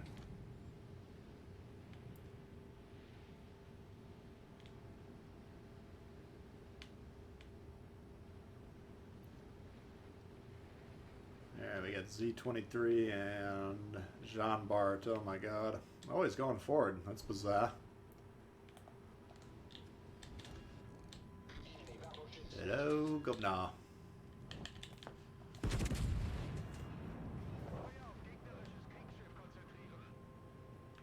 Yeah, not exactly right, Ben. I mean, if you want to pay money to boost it, that's your own business. I don't really care.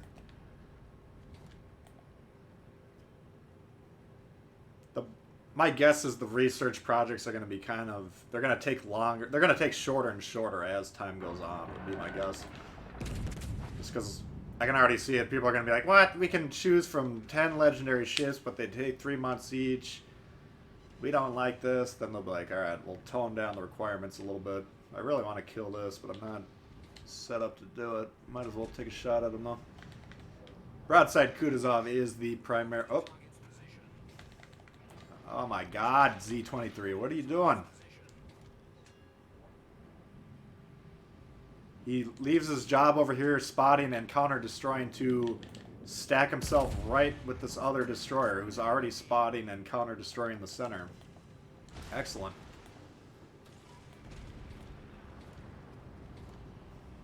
This is why in Ranked I basically feel like I'm forced to play destroyers, because the people that don't understand what they're doing in destroyers, which is spotting primarily.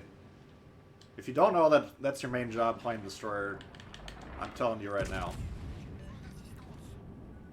So now you know. But now we have this fucking Maz running rampant over here that's eventually going to kill... We have 3 unattended battleships. Sooner or later, how long it takes them to kill us all, we don't know. Maybe we can get this Maz to come over here, since we already know the Z23 is a joke. But if this island wasn't here, I would turn around and disengage. The problem is with that thing there, it's going to take me a little while to do that. We're going to have to take 1 shot from the Amagi to disengage. And all we need this fucking thing to do is not abandon his side. And he's literally... What in the fuck? These guys were 2 feet from each other. Just remove one of them from the game, you have the exact same results. Neither of them are doing anything. I can't even fucking disengage with that thing. I don't understand why these people even play this game.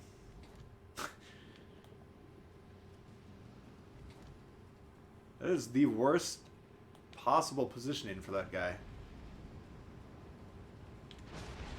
Like, if you drew up a list of 30 things that you could possibly do, and then you picked the worst one, that's what that guy chose. I want to torp battleships. That's all I want to do. Torp battleships.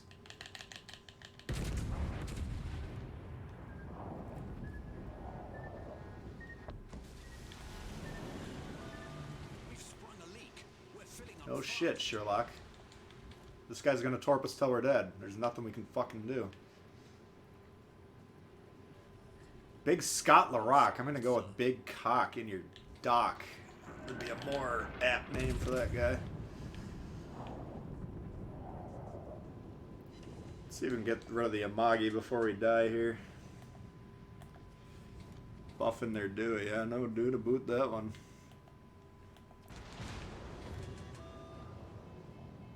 It's... Yeah, looks like he's trying to finish me off here. Going for the coup de grace. Can't even fucking hit this thing. I want to turn away towards the Maz, but this guy is going to have one shot to kill me. I guess we have to do it, since these are coming in to kill me. Oh, now he wants to come over here and help. What a fucking helpful guy this guy is. Alright. Oh, thank the gods. He's not looking at me. That was the first bit of luck we've got in this game.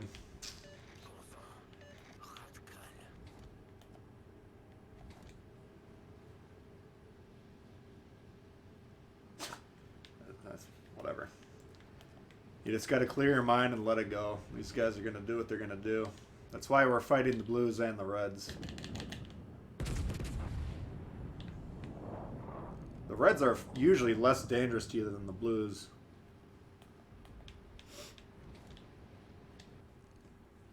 Go on, Randy. What makes ships on less than 3 km in plain sight with smoke? No smoke. So tier 6 and tier 7 battleships have a module that you can put on them. And it's actually the only module that you can select for battleships. So if they have the ship upgraded, then they have it. And what it does is it increases your auto detection range, which is 2 kilometers for every ship. It increases that by 50% or changes it to 3 kilometers. So let's say I have the mod on this ship. Let's say this guy's in smoke right here at 2.5 kilometers and he's on the enemy team. I can spot him at that point because he's within my 3 kilometer auto detect. He can't spot me because I'm not within his 2 kilometer auto detect. So that's how that works. Just assume every tier 6 and 7 battleship can auto detect you at 3 kilometers. Doesn't matter if they're behind an island. Doesn't matter if they're in smoke. Nothing matters. It's an auto detection.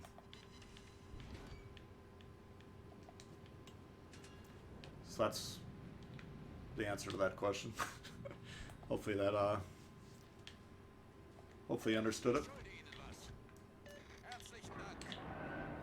Okay. CNOP relatively broadside. Let's see if we can actually hit him or not. Nope.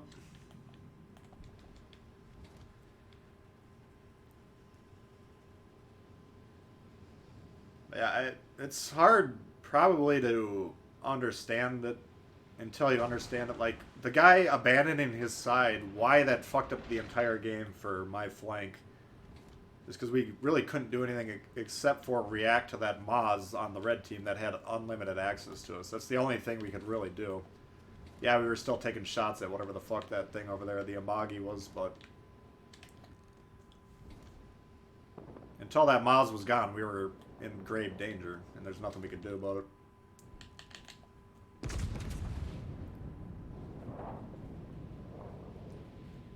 Okay.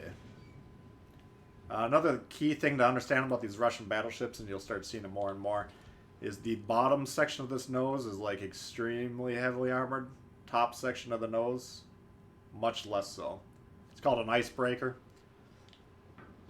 Basically, you know, that's a heavily structured part of the ship so they can bust through, you know, icebergs and shit like that.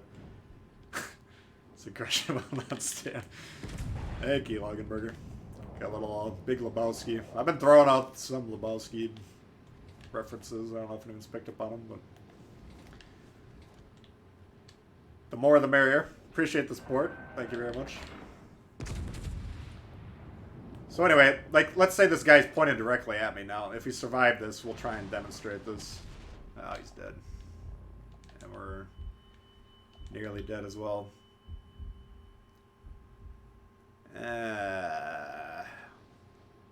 So the Lightning's plane. My entire team's going to descend on their base, almost for sure. Oh, there it is. What I was going to say is I'm going to go back and just sit on this base and let them cap. Yeah, we're limiting our score potential.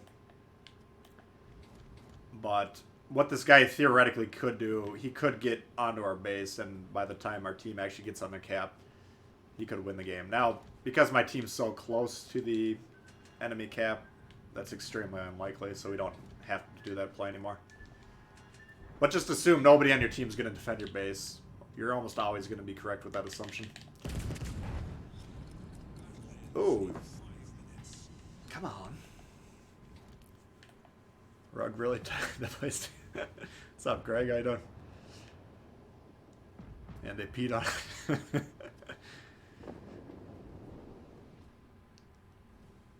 Surprised me how many players are using the range build on the Russian BBs. I haven't tested it, so I can't slam it too much, but I've had people that have tested it say it doesn't really work that well. I've also had good players tell me that we were talking about that in my Sims, or the Dewey's Lounge, the members only section on my Discord this morning. And I think it was Boots was saying he was trying out Cunningham. And then we got into the whole dispersion versus precision thing. I guess we could play the scene op so I can demonstrate it. If you set up the brawler build, which is going to cut your range down to like 13.5 max or whatever, and your guns start getting accurate, let's say about 12 kilometers, you know, then you really don't have to worry about it. But the question is, how much does the accuracy build of, what's his name, Galler, cut down the weak dispersion penalties of the long range shots on this? And some people are telling me it's really not effective, so that's why I like Kedrov. You're surprised we won that game? I mean, early on I thought we were going to lose because I thought that Maz would have just torped all three of those battleships on our flank, which he could have done. I don't know, frankly, know why he stopped doing that. Because normally most destroyer players only want to torp battleships. And that was a good opportunity for him to do it while actually being effective. You know, clearing that whole flank. It just happened to be 3 battleships on the flank. Alright. Iowa. Hey, Parker, what's happening?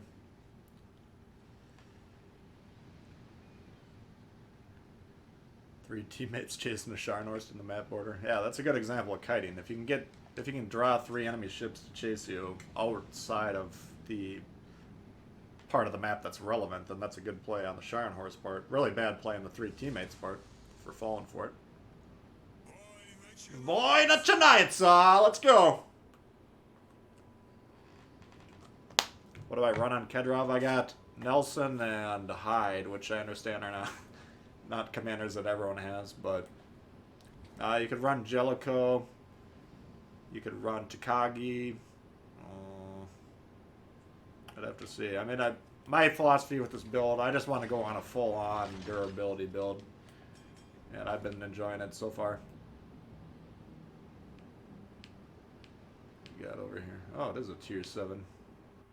Iowa, Bismarck, Sharnor, Sinop, Eugen, 2 Kutuzovs. No destroyers. Interesting.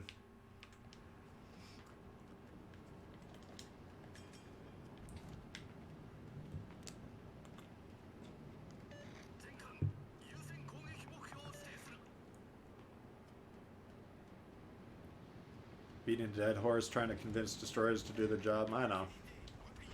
But the more and more we can drive the point home, it might help one person, which is going to help the game. Every single destroyer we can convince to spot would be a major plus.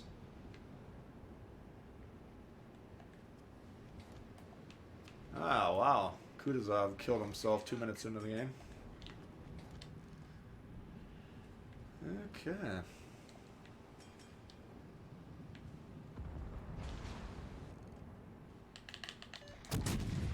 Why the fuck do I have HE loaded? Fuck.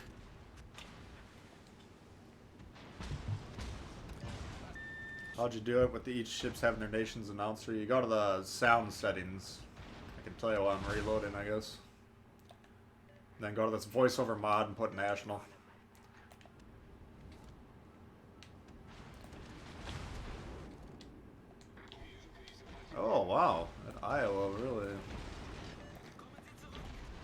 happened there is he shot me in the upper part of the nose. You can see black in the nose section. That's where he just took that massive damage.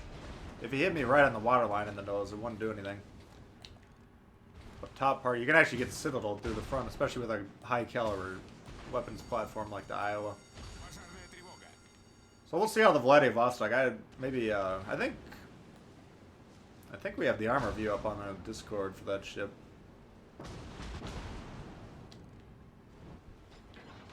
The PC's armor view, obviously.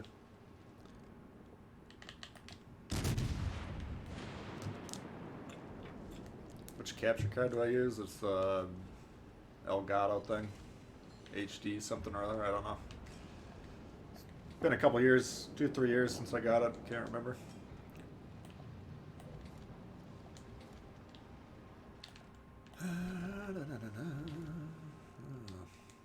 Everyone's angled. Make a Lebowski too. I mean, I didn't see the Dumb and Dumber sequel, but I mean, from what I heard, it's just dog shit. I think most creative people, like, except for the rare creative geniuses that have creativity through their lifetime, like Paul McCartney or Jerry Garcia or someone like that. Most people have a very brief window into the muse. And who wrote Lebowski? Coen Brothers, maybe? I don't know who it is. I mean, eventually the well runs dry, and then if you try and revisit that shit years later, it just ends up being a little disappointing. But you never know. If it was good, it would be great, but if it sucked, it would be kind of disappointing.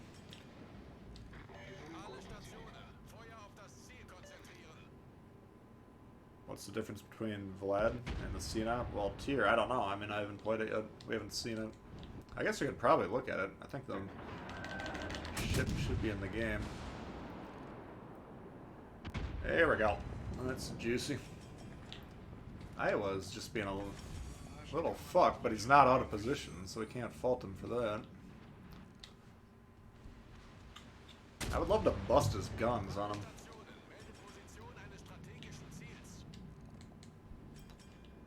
Usually a lot of the guns, you can see these guns, I don't know how well you can see it, but they're sloped in the front. Like the French guns are really, they're flat faced.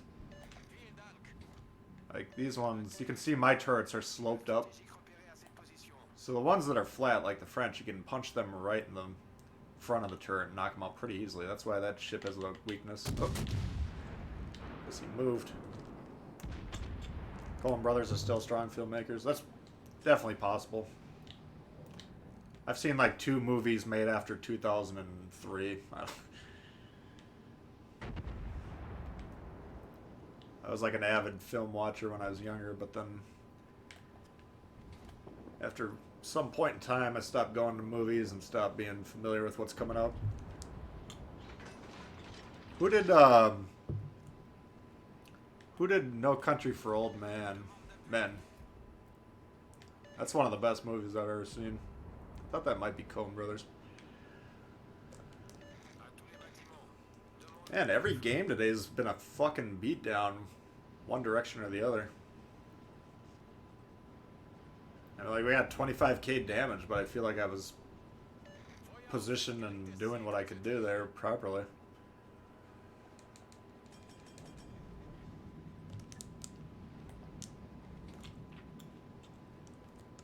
The May update trailer's out. Yeah, I saw that was out. I didn't actually watch it. Should be interesting.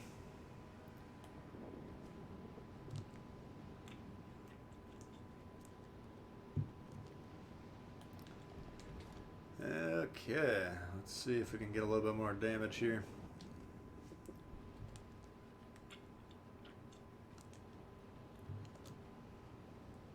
Is it the Coen Brothers? Yeah, that's what I thought.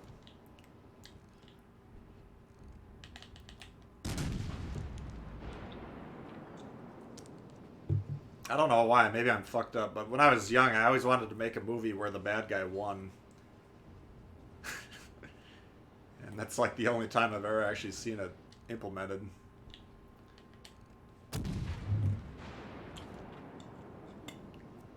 It's like a very interesting movie where like the sheriff, Tommy Lee Jones, is actually the main character. Like, the story's about him, but he's kind of positioned in the movie as like a supporting character.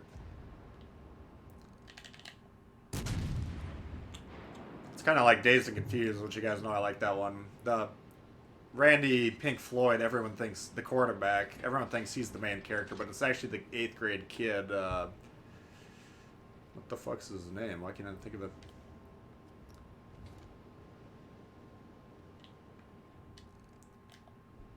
Oh, Mitch Kramer. Like, Dazed and Confused is actually about Mitch Kramer, but he's not even introduced until 20 minutes into the movie. Once Upon a Time in America. No, but I got Once Upon a Time in Hollywood coming in the mail. And when I say I haven't seen movies after 2003, exclude all Tarantino and Wes Anderson. I love all those guys' movies, so I watched them all.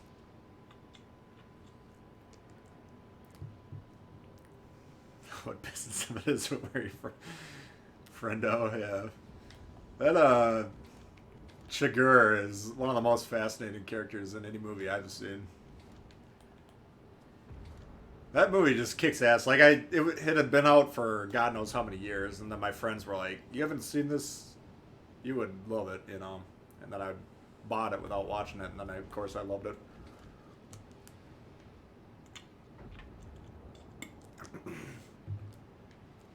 Theory on why they went with the smaller caliber Kerfus guns. Well, I was talking about that earlier. I think from what I've heard from the developer, unless I dreamed this or something, I think they're going to have the option for both guns. Last place!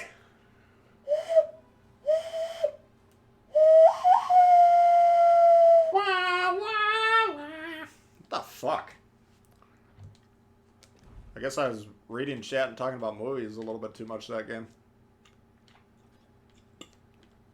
Honestly, though, I mean, like, we were anchoring down that central position. I don't have a problem with what I did there, guys. I don't know if you guys do or not. My team was just hyper-aggressive and effective while doing so. We haven't played any destroyers.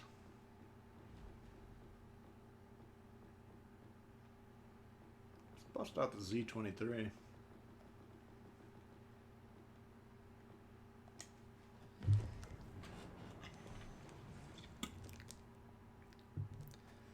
Curve for secondaries probably will be a little bit better than the Bismarck, but they're still not going to be that great.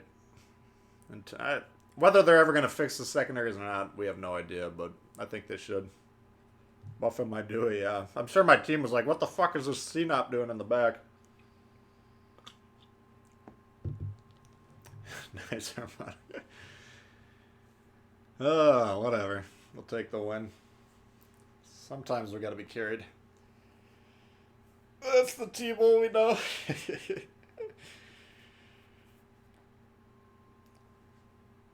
You'll notice I didn't ever reverse, or I didn't ever go further back than where I spawned, so.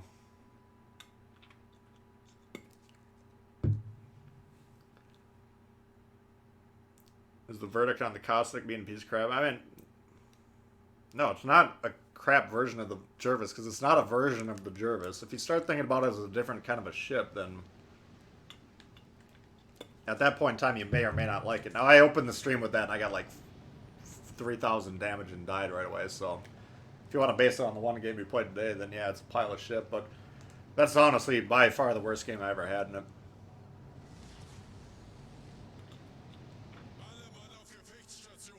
There you go, Maz and Kagero. No radars. Oygen doesn't have radar, right? I don't think it does. Gran Torino? Yeah, I think I own that one too. Is that the one where he's... Is that the Clint Eastwood one where he's all... he's like the hardcore old crabby racist guy?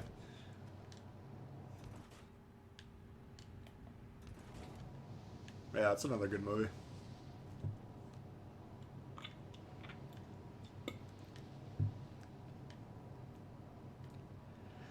Kind of nice not to have to carry every game. Yeah, once in a while. Whatever. I mean, if you guys don't want me to talk to you and just focus on playing, we can pump out better games. The reason I like to stream is because I get to talk to you guys. So kind of selfishly, I'd focus less on the game than I could, but whatever. It's a balancing act. I'm always trying to find that perfect line. Yeah, looks like these guys are coming in hot over here. Let's try that, see what happens.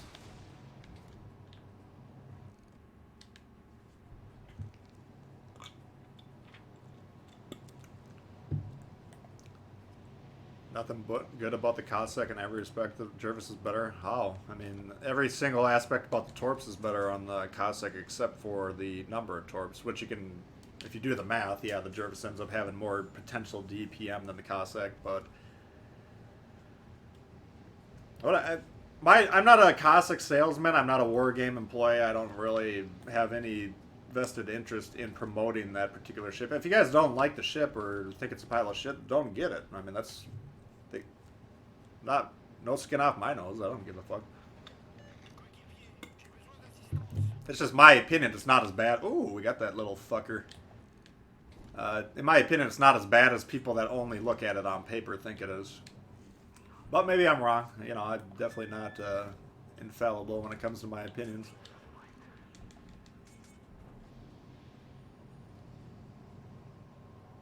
I mean, Torp reload's better, Torp damage is better, Torp speed's better. I think the concealment's better or identical, but either way, you get a better reaction time. This guy's still pushing me. Let's see if we can blind fire him twice. It's just, the problem is if you say it's a tier 6 and the other tier 6 is the Jervis,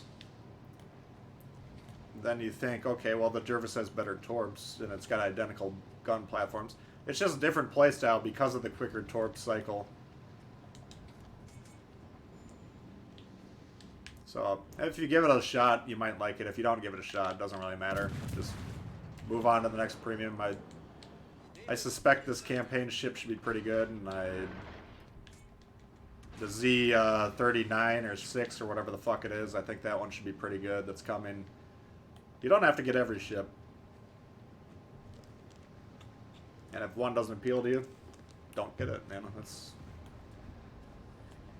But like I was saying early in my stream, a lot of you guys have tuned in since then. When I'm doing my early impressions videos on the premium ships, my goal with that is to demonstrate what the ship can do, how I think it should be played, and let you make that decision there. Occasionally there's going to be a ship like the Molotov where I'm going to be like, damn! But usually, I'm not going to say buy or sell or stinker or dud or whatever. That's not my goal anyways. I don't know if you guys would prefer that to be the goal. Maybe. But that's just not. Because the value of $50, some people that's more than they can afford to spend ever. Some people that's a drop in the bucket. They don't give a fuck. So it's not fair for me to say, okay, this ship is worth $50 because how much $50 is worth to you is different than how much it is to me and how much it is to everybody else.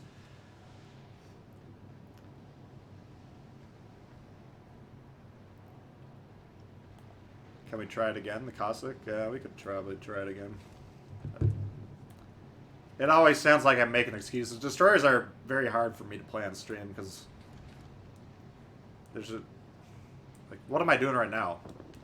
This is the worst fucking destroyer position known to man.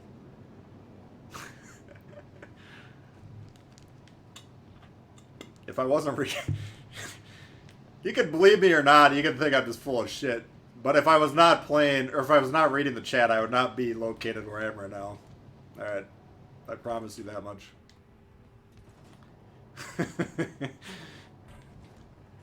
Because again, why that's such a bad position, I can't spot anything possibly. Now these guys are both spotted by someone else, but we could potentially spot that Jean Bart that's back there as well. But I can't torp, I can't shoot, I can't spot. There's nothing I can possibly do back there. I fucking hate people that go behind big islands. Or I don't hate them, but I think it's a really piss-poor play. Now we're sitting here, we can spot all day long. If this Wagon wants to push me, which he looks like he's backing up, then we'd have to react. But we're going to get some damage. Every time these ships get shot, if they're getting spotted by us, then we're going to get some points for that. Exeter is going to be interesting. Yeah, but I suspect that should be probably pretty good. From what I understand, it's going to have AP and HE, and well, we'll see. I don't know. We'll see when that one comes out. Here you go!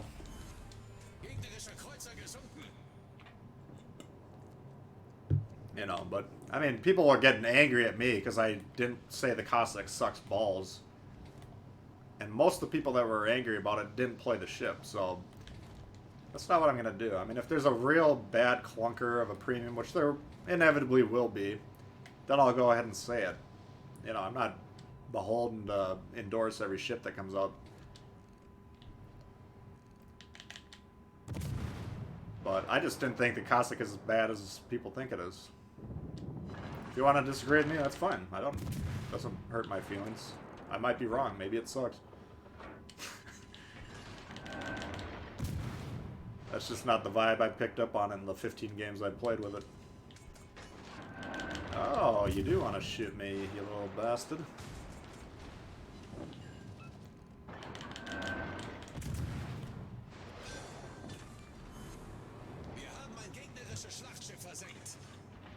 I should probably not be too willy-nilly here. We're completely overloaded here. We have a destroyer that's unspotted.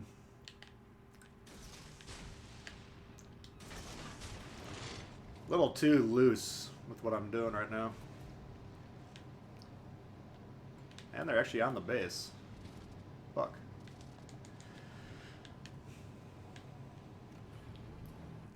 Oh no.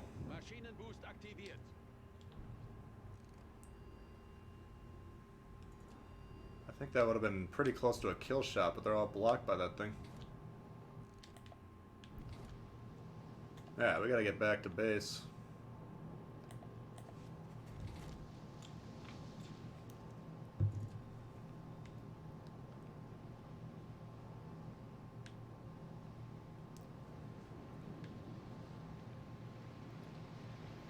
Hood's gimped against tier 7s. Yeah, you can make that argument. The problem with it is it's got... it's not great at penetrating battleships, and the tier 7 battleships have better armor than the tier 6s, of course. Where is the base?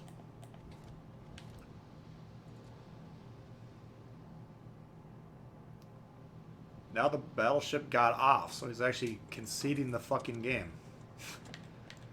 These fucking morons that play this shit. I don't care. If the battleship's scared of the destroyer, I understand that, but delaying that thing long enough...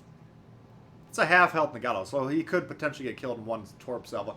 But if he can tie that thing up, maybe even shoot him and reset, or if he's still on the base, he won't have to reset, but slow them down. I can get back and then win the game now.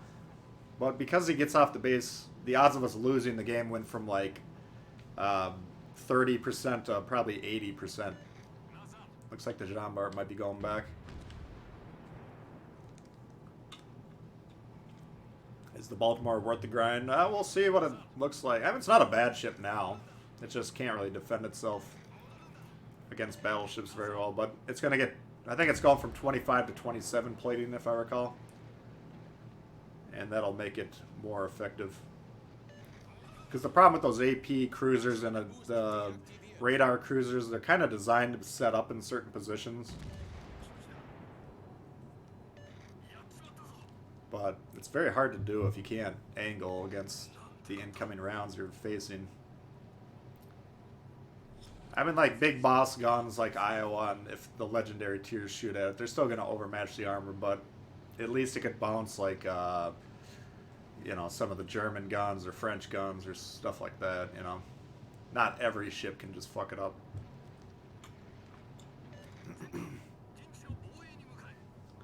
Yeah, Z39, I would guess we'll see that in probably 4 weeks. It sounds like they're going to introduce that one last, so... But within the next update cycle, we'll get that one. They're really trolling us community contributors like they never tell us jack shit. And then, ahead of time. And then this time in the NDA section, which I don't know why they have it, since they don't tell us anything that could potentially be disclosed. They finally put down like, oh, we're going to give you these ships in this update cycle. And I was like, yes! finally some insider information. And then 2 seconds later, they announced it to everyone else. So by the time I was done feeling good about it, no, they completely nullified it. Here we have the twist and track. He's in a Moz. He probably, there's a 50% chance he has it, depending on the build. But, you know, score-wise now, they're down 7 points.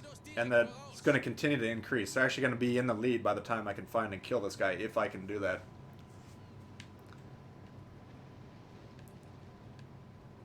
Is that Nagato really fucked this game up?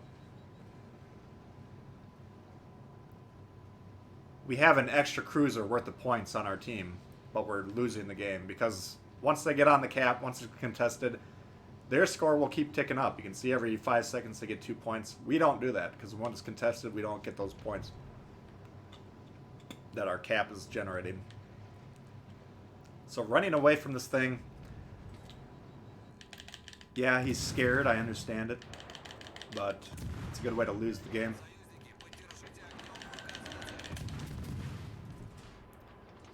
Normally I torp where they're at, and then I assume they're going to back up, because backing up is probably the better play. Then we can pop the sonar. He's trying to torp me. Yep, you can see he's backing up. Now that he's got the sonar active, he's probably going to react and go forward, which is fine. But usually when ships are trying to dodge torps, they stop shooting too, and he's dead, so...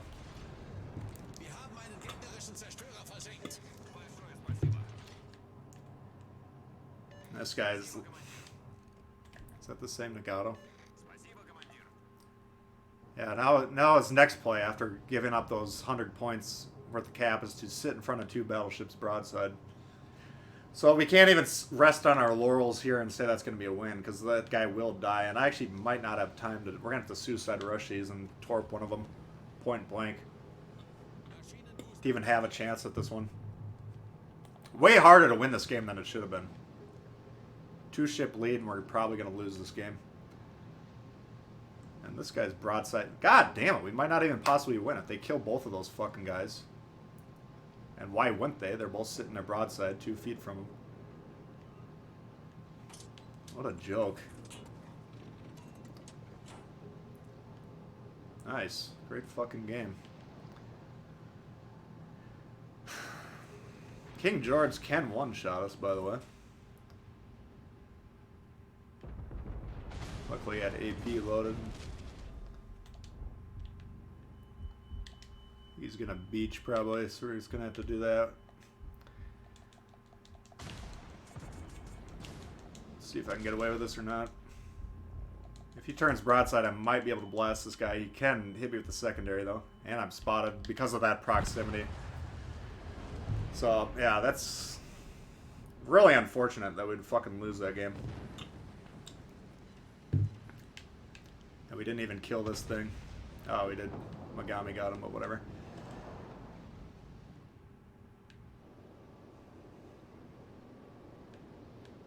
Yeah. What a fucking idiot. Whatever. Still no French DDs other than premiums? Well, they'll come sooner or later. I mean... If they introduce every ship in the game right away, then it'll get stale.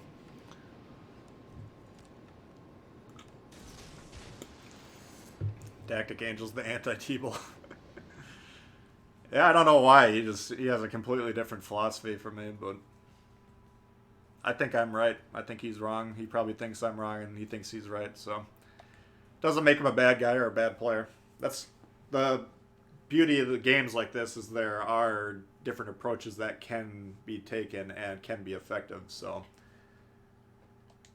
it's, and you know, getting different opinions are going to get more of you know, you're going to learn different ways to approach the game, which could be a good thing. That was frustrating. Let's just take a look at that team score here.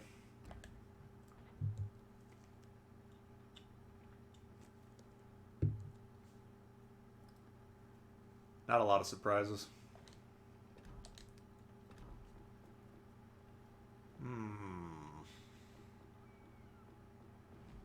What time is it? I probably got time for one more game. Why don't we close off with the Milwaukee? But I'm gonna have to get rolling here. Again, though, if you haven't heard yet, I am planning on streaming on Monday to cover the updates, so would suck if there's only one way to play the game. Yeah, exactly. I mean, you can say there's more than two approaches.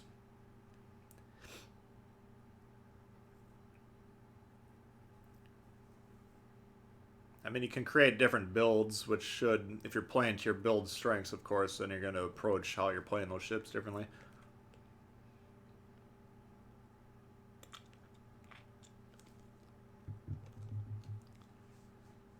Sometimes it's just the style you're comfortable with. Yeah, I mean, you're going to have natural tendencies on how you want to play the game, and then that's going to partially inform how you play them. Your goal should be to identify what can the ship do well, and then do that.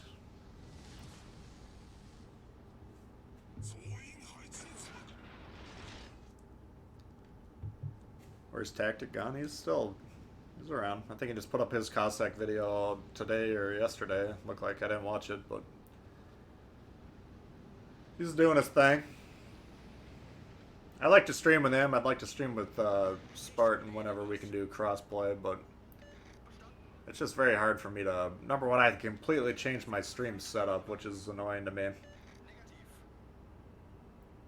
And then it's hard for me to coordinate because I don't always know what I'm going to be doing that far in advance. But like Stylo's got a German guy, another community contributor there. He's always trying to get me to play with him. That's just even harder to coordinate when you get a 8-hour gap. Doesn't mean I don't want to do it. Doesn't mean I can't do it. Just takes a little bit more planning ahead of time, I guess.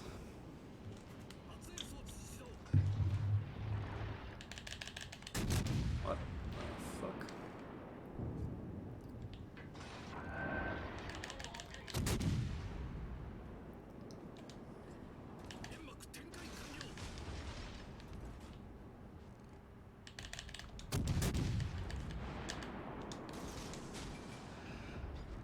Put those down just in case he turns. Doesn't look like he's probably gonna.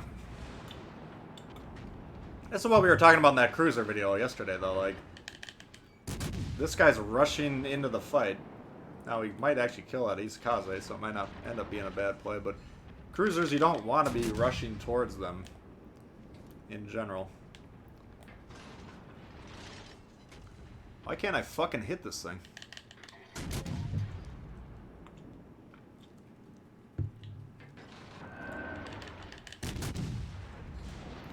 Shatters overpens?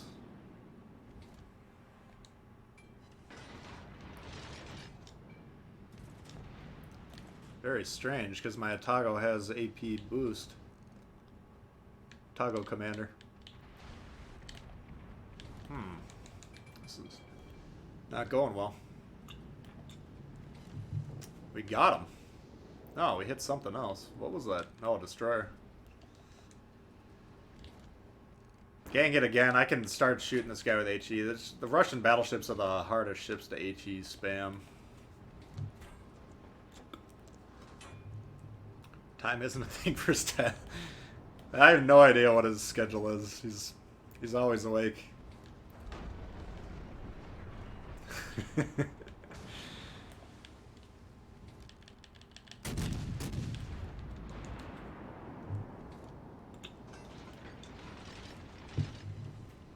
And that's kind of what we can hope for, is get a fire on him, but he can put it out very quickly. So yeah, I don't... These kind of HE-centric cruisers aren't that great at dealing with the Russian battleships. Oh, my team's shooting a destroyer. Look at this.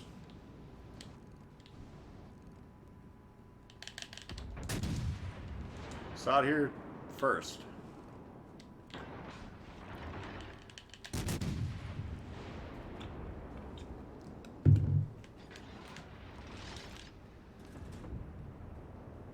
No! Fuck!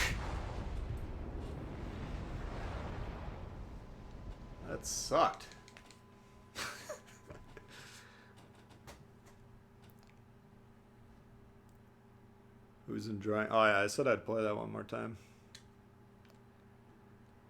Yeah, we can't end on that dog shit game. Might as well play this. That's like my most dominant ship whenever I just want to beat up on people. But if you get shot in the side by a Russian battleship from 6 kilometers, you're gonna die.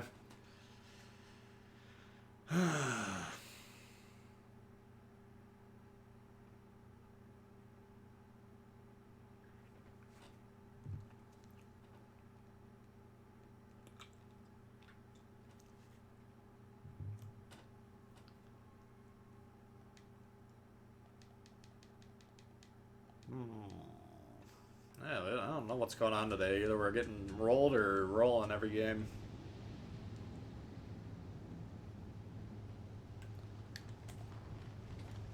He gone, yeah, no kidding. Ooh, the Molotov would have been a good option. Yeah, I wish I had another couple hours to play.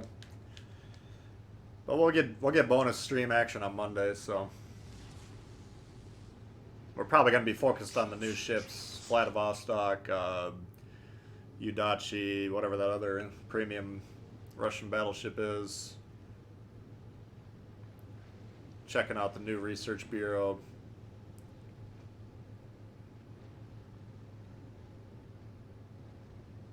Should be a good time. Grinded out the scene up. Nice, yeah. Yeah, I got mine ready to go. As long as you get to 30 million credits. He gone, yeah, no kidding. The Ubari's one giant citadel. If you get shot in the side like that, you will die. Which I knew he was coming around the island. I was just hoping to kill that destroyer. I was hoping the guy was not focusing on me, I guess, but a lot of times when you hope for that, it doesn't work out.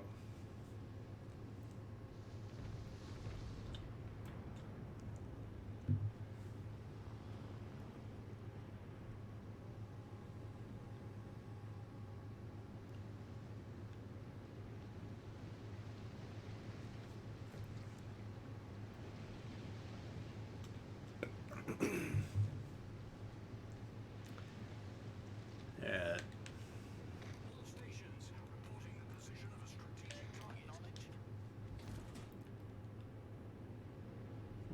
Do I go for the nuke?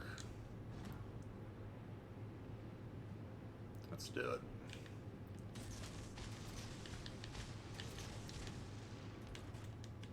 There should be a destroyer over here, I just don't know where he is.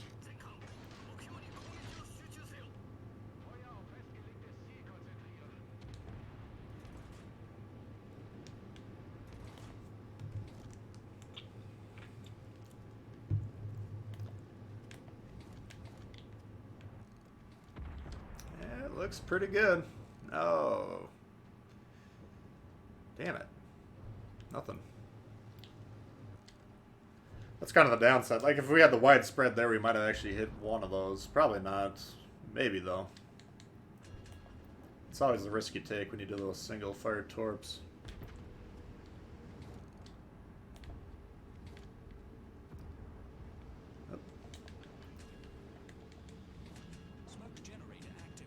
The main problem with the ship is the horrible firing angles.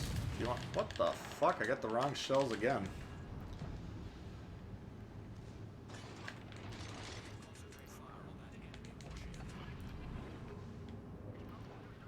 Keep this guy sonar. If he keeps pushing forward, we'll be able to blow him up. Looks like he's gonna.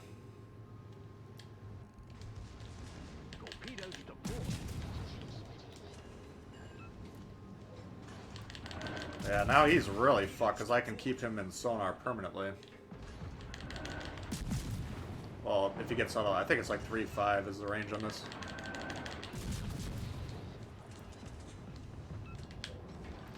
Yeah, you can see that back gun's not even engaged at the moment. Jesus. That was unfortunate.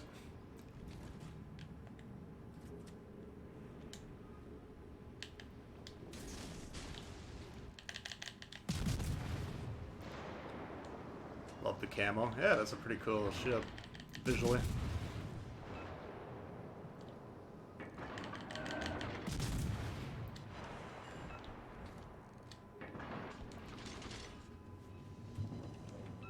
Jesus, Braden, what the hell are you doing, man? Never seen a red donation. Don't acknowledge it. Shh. No, thank you very much. That's amazing. Very generous.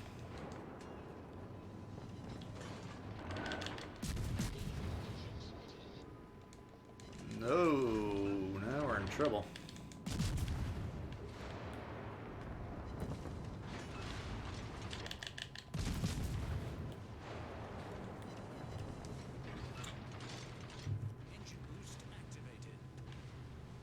Yeah, a lot of great donations, some new members, upgraded members today. I really appreciate the support, guys. It goes a long way to help the channel out. There's a lot of like kind of hidden background expenses to running this shit.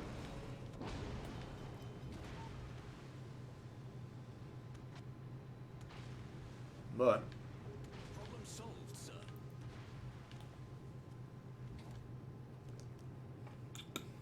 Braden's drunk, don't we?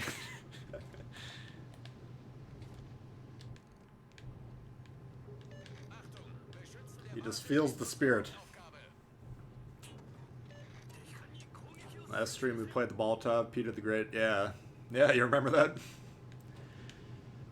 I think we died in the process, but we actually shredded them. The Russian battleships, if you get shot inside, you're gonna have a bad time. No do to boot it.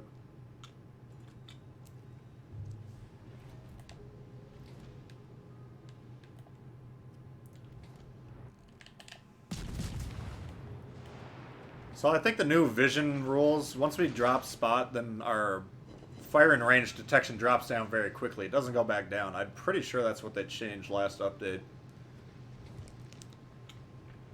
Unless I've completely forgotten how the detection used to work. I don't think that's the case, though. I'm assuming this guy's turning in because he wants to push the base, so we're gonna go ahead and drop him there, see what happens. I don't feel like I need to run here. I just need to help get this base under control. This game's close enough that it's probably going to come down to the score, and that guy getting on the base right there might have actually won the game, you know. If you lose the same amount of ships and the same class of ships per side, then your score will be tied at the end. But, you know, that 10, 20 points he got going through the base there might have won the game.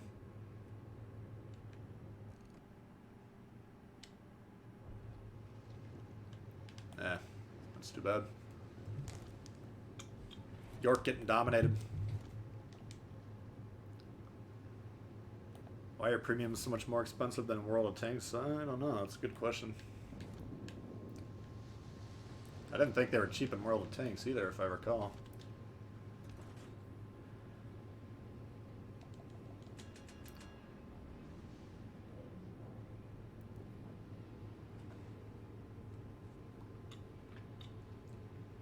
This is kind of a dumb play. Number one, if that York dies, we'll lose our spot on this guy. Number two, if he pushes around here, he's going to be able to shoot us. We can't really disengage. He's got the sonar. Oh, he's already got the fucking sonar going. So we're not going to be able to torp this guy with much success.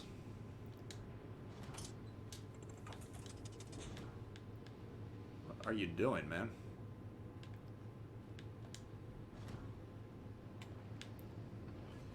He had his sonar going the whole time and it ran out already. That's interesting.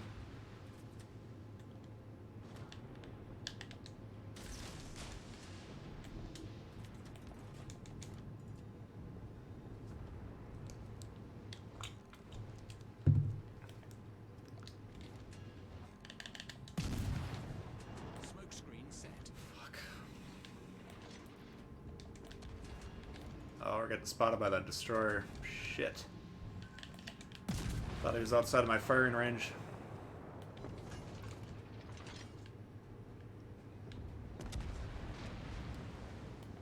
But, I mean, if you want to know the essence of the concept, you're basically just trading a 30-second faster reload for less torps. So, if that doesn't appeal to you, you might not like the ship.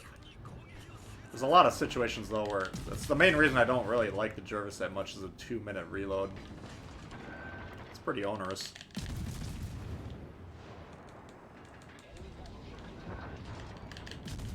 Get those torps on him.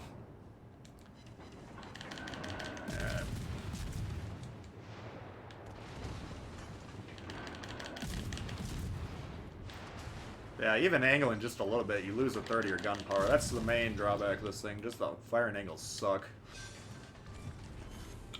We destroyed an enemy cruiser. Our guys are on the base. Bayern might be able to get back. Essentially, this game's going to boil down to me killing this Jervis. So if he kills me, then he's going to get on the base, and they should be able to win at that point.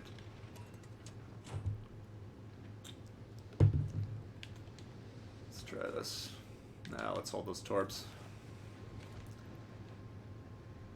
Gonna try and catch him off guard with some random torps, but I don't think that's the right play.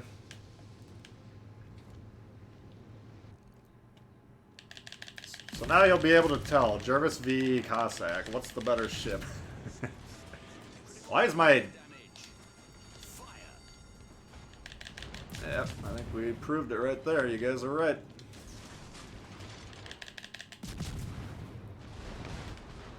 Problem solved, sir. Fire. Engine boost activated. Oh. Enemy destroyer blown up. Nah, I don't know if that fires enough to kill me or not. We'll find out here in a minute. It's going to be real close. Whew. Wow. Alright. So now, this guy is full health. My team's so far away I can't even see him. I think we're actually going to have to go over there and try and torp this guy. Just due to the fact, this is what we're talking about, due to the fact that he was on the base, they're going to have the advantage in the score. Now, there's less points, team points for a destroyer than a battleship, so even if he wasn't on the base and he kills this Queen Elizabeth, which is not a guarantee, but they'd still be up in the score there. But being on the base as much as they were, they had 2 ships on here, that seals the deal. So we have to basically probably play to kill this thing, unless the Queen Elizabeth ran away, which he's not inclined to do. Queen Elizabeth is broadside to an angled Bayern. Looks like a throw to me. Thanks for trying.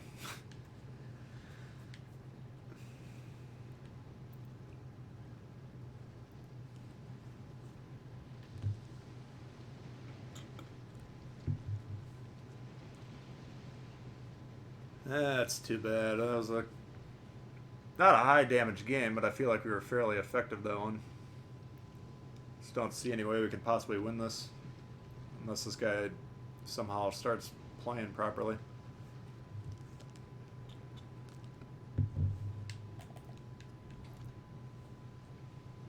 We have our answer.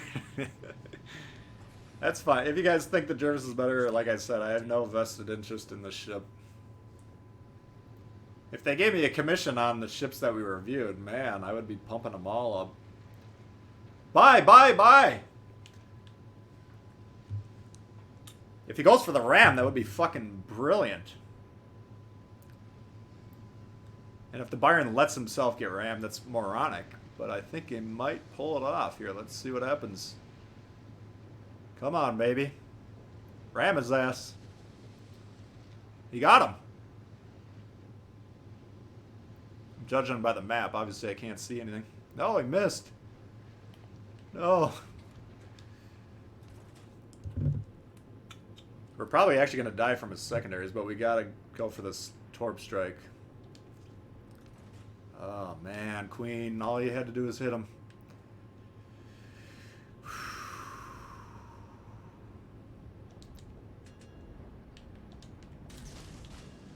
No, he already fucking turned.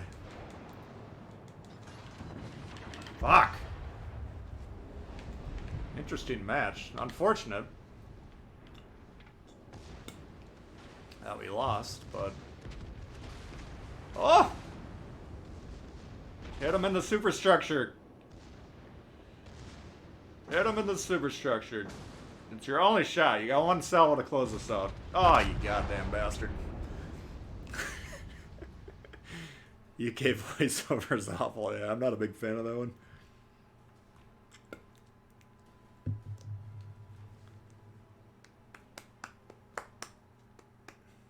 Oh, well, that's too bad. That was actually an interesting match. Top score on the team, so the Cossacks clearly a dominant ship. I would definitely buy. Everyone should go drop what you're doing, buy the Cossack immediately, and then tell Wargaming you want me to get 20% of the proceeds.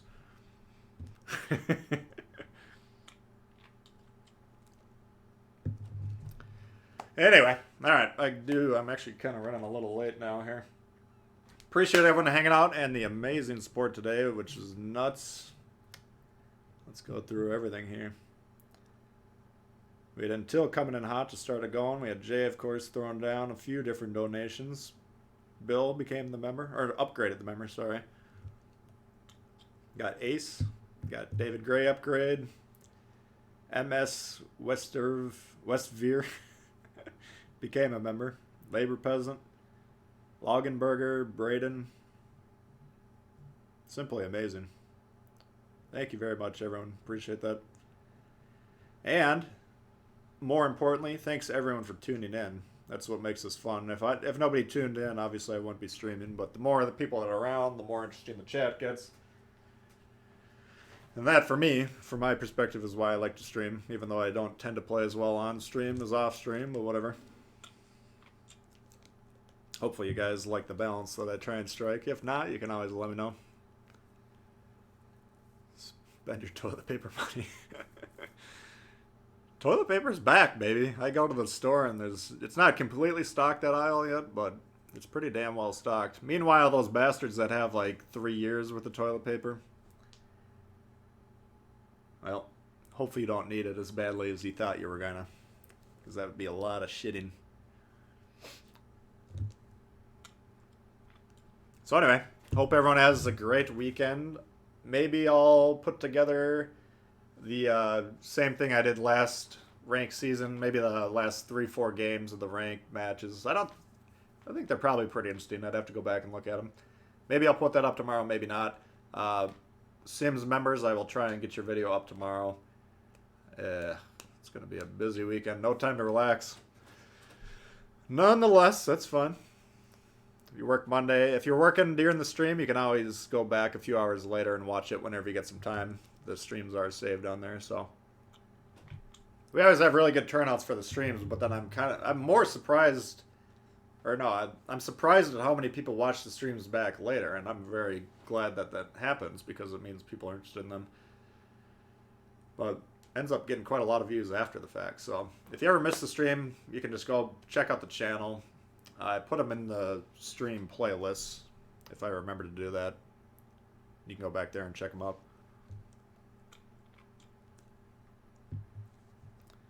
All right. Thanks, everyone, for hanging out, and we'll see y'all later. All right. Peace.